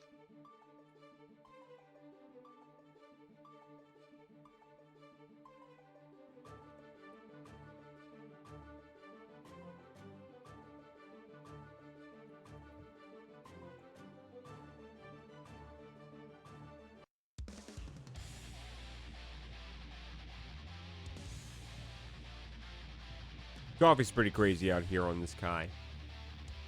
He's pretty caffeinated. I mean, we've had... good one. We've had a couple good Kais here in the past. Coffee, I'll say it. We're in Grand Finals, I'll say it. One of our stronger Kais out here. One of the more notable Kais, I'll have to say. We've had, off the top of my head, what was it? 3 different Kai graduates. Coffee Fields will be another one to add to the echelon. One of those very strong players. Scary Larry saying, I'm not going to keep it easy for you, though. I'm going to get a perfect here, and that's an ABBA round for you. Scary Larry, a very strong player, very strong ABBA player at that right. Saying, hey, I'm going to have this high APM. I'm going to go ahead and catch you with these key grabs, those light normals until the wall breaks. That's going to be me. And you're going to have to earn it if you're going to graduate today. Yeah, spend that burst out. Just go for that door super. And that's something that's going to be like kind of rough for Coffee to deal with. Is just dealing with a lot of these, again, like the burst and door super, just because it's guaranteed plus frames on the side of ABBA here. But as you're saying, Coffee is 100% a very strong Kai out here in the G League Academy. Has a very, very real chance, especially taking that first game here, to graduate today. Scary fight for that spot, however, as we have that 50 tension, yet goes for that launch there. There's a couple options you can actually do from there. You can, a lot of the times, you'll just try to like use it to launch yourself to get a bit more distance on the high. Good 2H route right there. Coffee couldn't get the follow-up, though. JH is going to do it.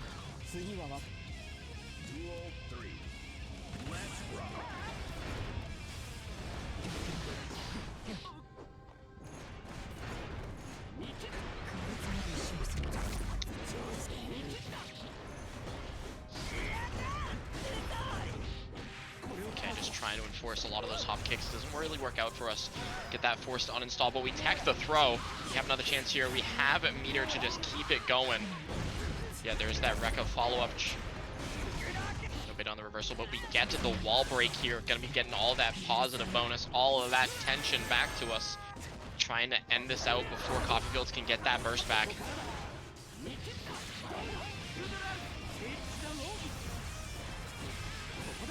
Sharks it applied. That force uninstall medikit is looming Going to be on the other side of the wall after this wall break. Coffee Fields and Scary Larry even in HP, but the burst goes to the ABBA here. Using that RC to keep that pressure going. The new YRC gives us some chance to fight back here. Scary Larry going to get that counter hit on the 2S. Coffee was ready with the burst, but we still have burst on the side of that ABBA. It goes for it. We need one more clean hit to do it. Goes for the overhead after Coffee locked in on the reactions. We go for the gold burst. And gonna not get thrown to take the game here, tying up our grand finals. What a very active last game there. Scary Larry definitely showing you how you have to play at your finest if you're going to fight in the scramble with someone who wants to win, right? Scary was ready to go for some of that mix there. Coffee doing a good job blocking all of that out. I know I wasn't blocking it, but then you also had to deal with that defensive mechanic, that gold burst afterwards. Good job, Scary. Seeing that defense come out, was ready to get some chance to play with that gold burst back, evening up the scores. Mankind We're going to game 3. Duel 1. Let's rock. Game 3 indeed, and Fuja arc round start to punish the slide works out for us here.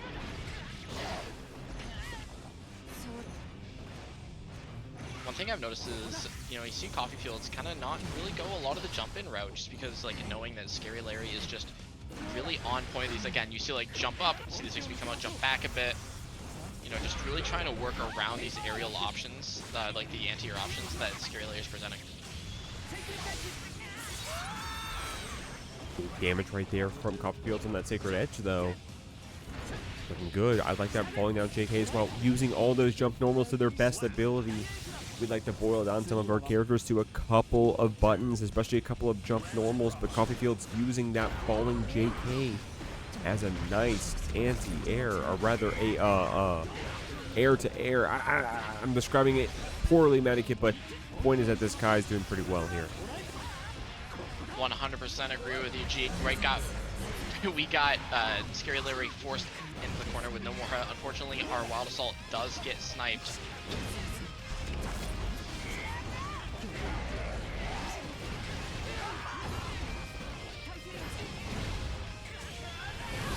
Oh, there we are. This should kill. And there it is. Scary Larry tying up the game yet again.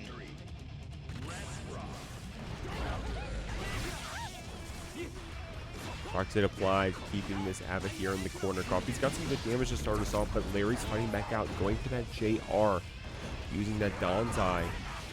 The best fits ability. Coffee gonna get that knocked down.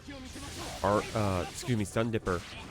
To put this ABBA in the corner. We're being very active with our jump normals as well. Baiting that burst, using the Wild Assault to go ahead and confirm the hit for the punish. Coffee's looking good in this game 3. Oh, tries to bait out a reversal with that backdash. Just tries to bait it out, cannot find it. We have the RC to make it happen, and that is Coffee Fields sitting 2-1 in our grand finals at the moment. Scary Larry cannot afford to lose another game to stay in, this tournament here tonight.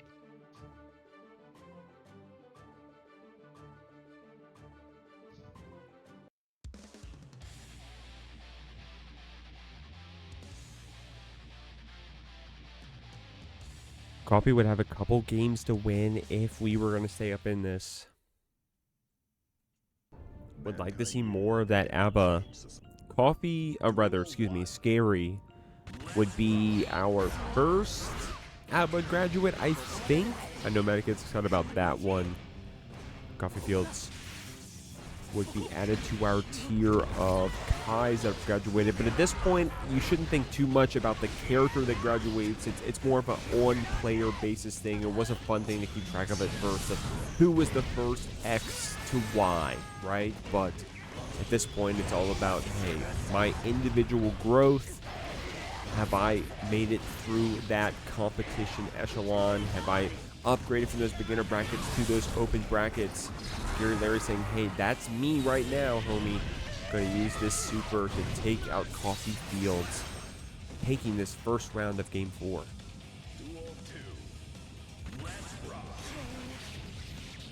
Yeah, and one thing I noticed, at least from last game, that's gonna maybe affect how this one goes, is you saw how Scarily went for that super to just confirm that kill.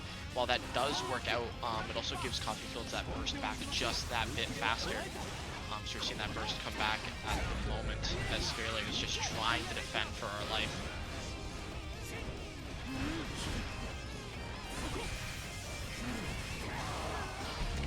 Burst comes out, we're in JR. The black suit is on. Overhead finds its mark, tries to bait the burst, doesn't find it.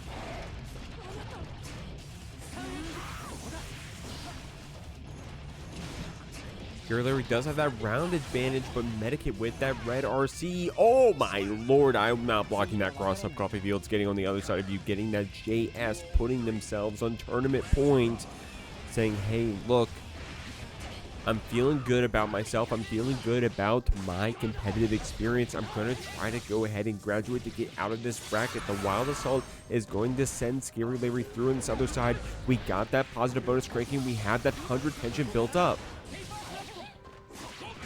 For that tension. What Scary Larry as well just doesn't have is that life to gamble. One thing that's kind of with ABBA is you can afford to gamble a little bit. That 100 tension is back. That throw comes out. And that is Coffee Fields taking it. Graduating from the Jeekly Academy, number 22. Guys, keep playing Guilty Gear. Love to have you. I'll see you around. Peace out.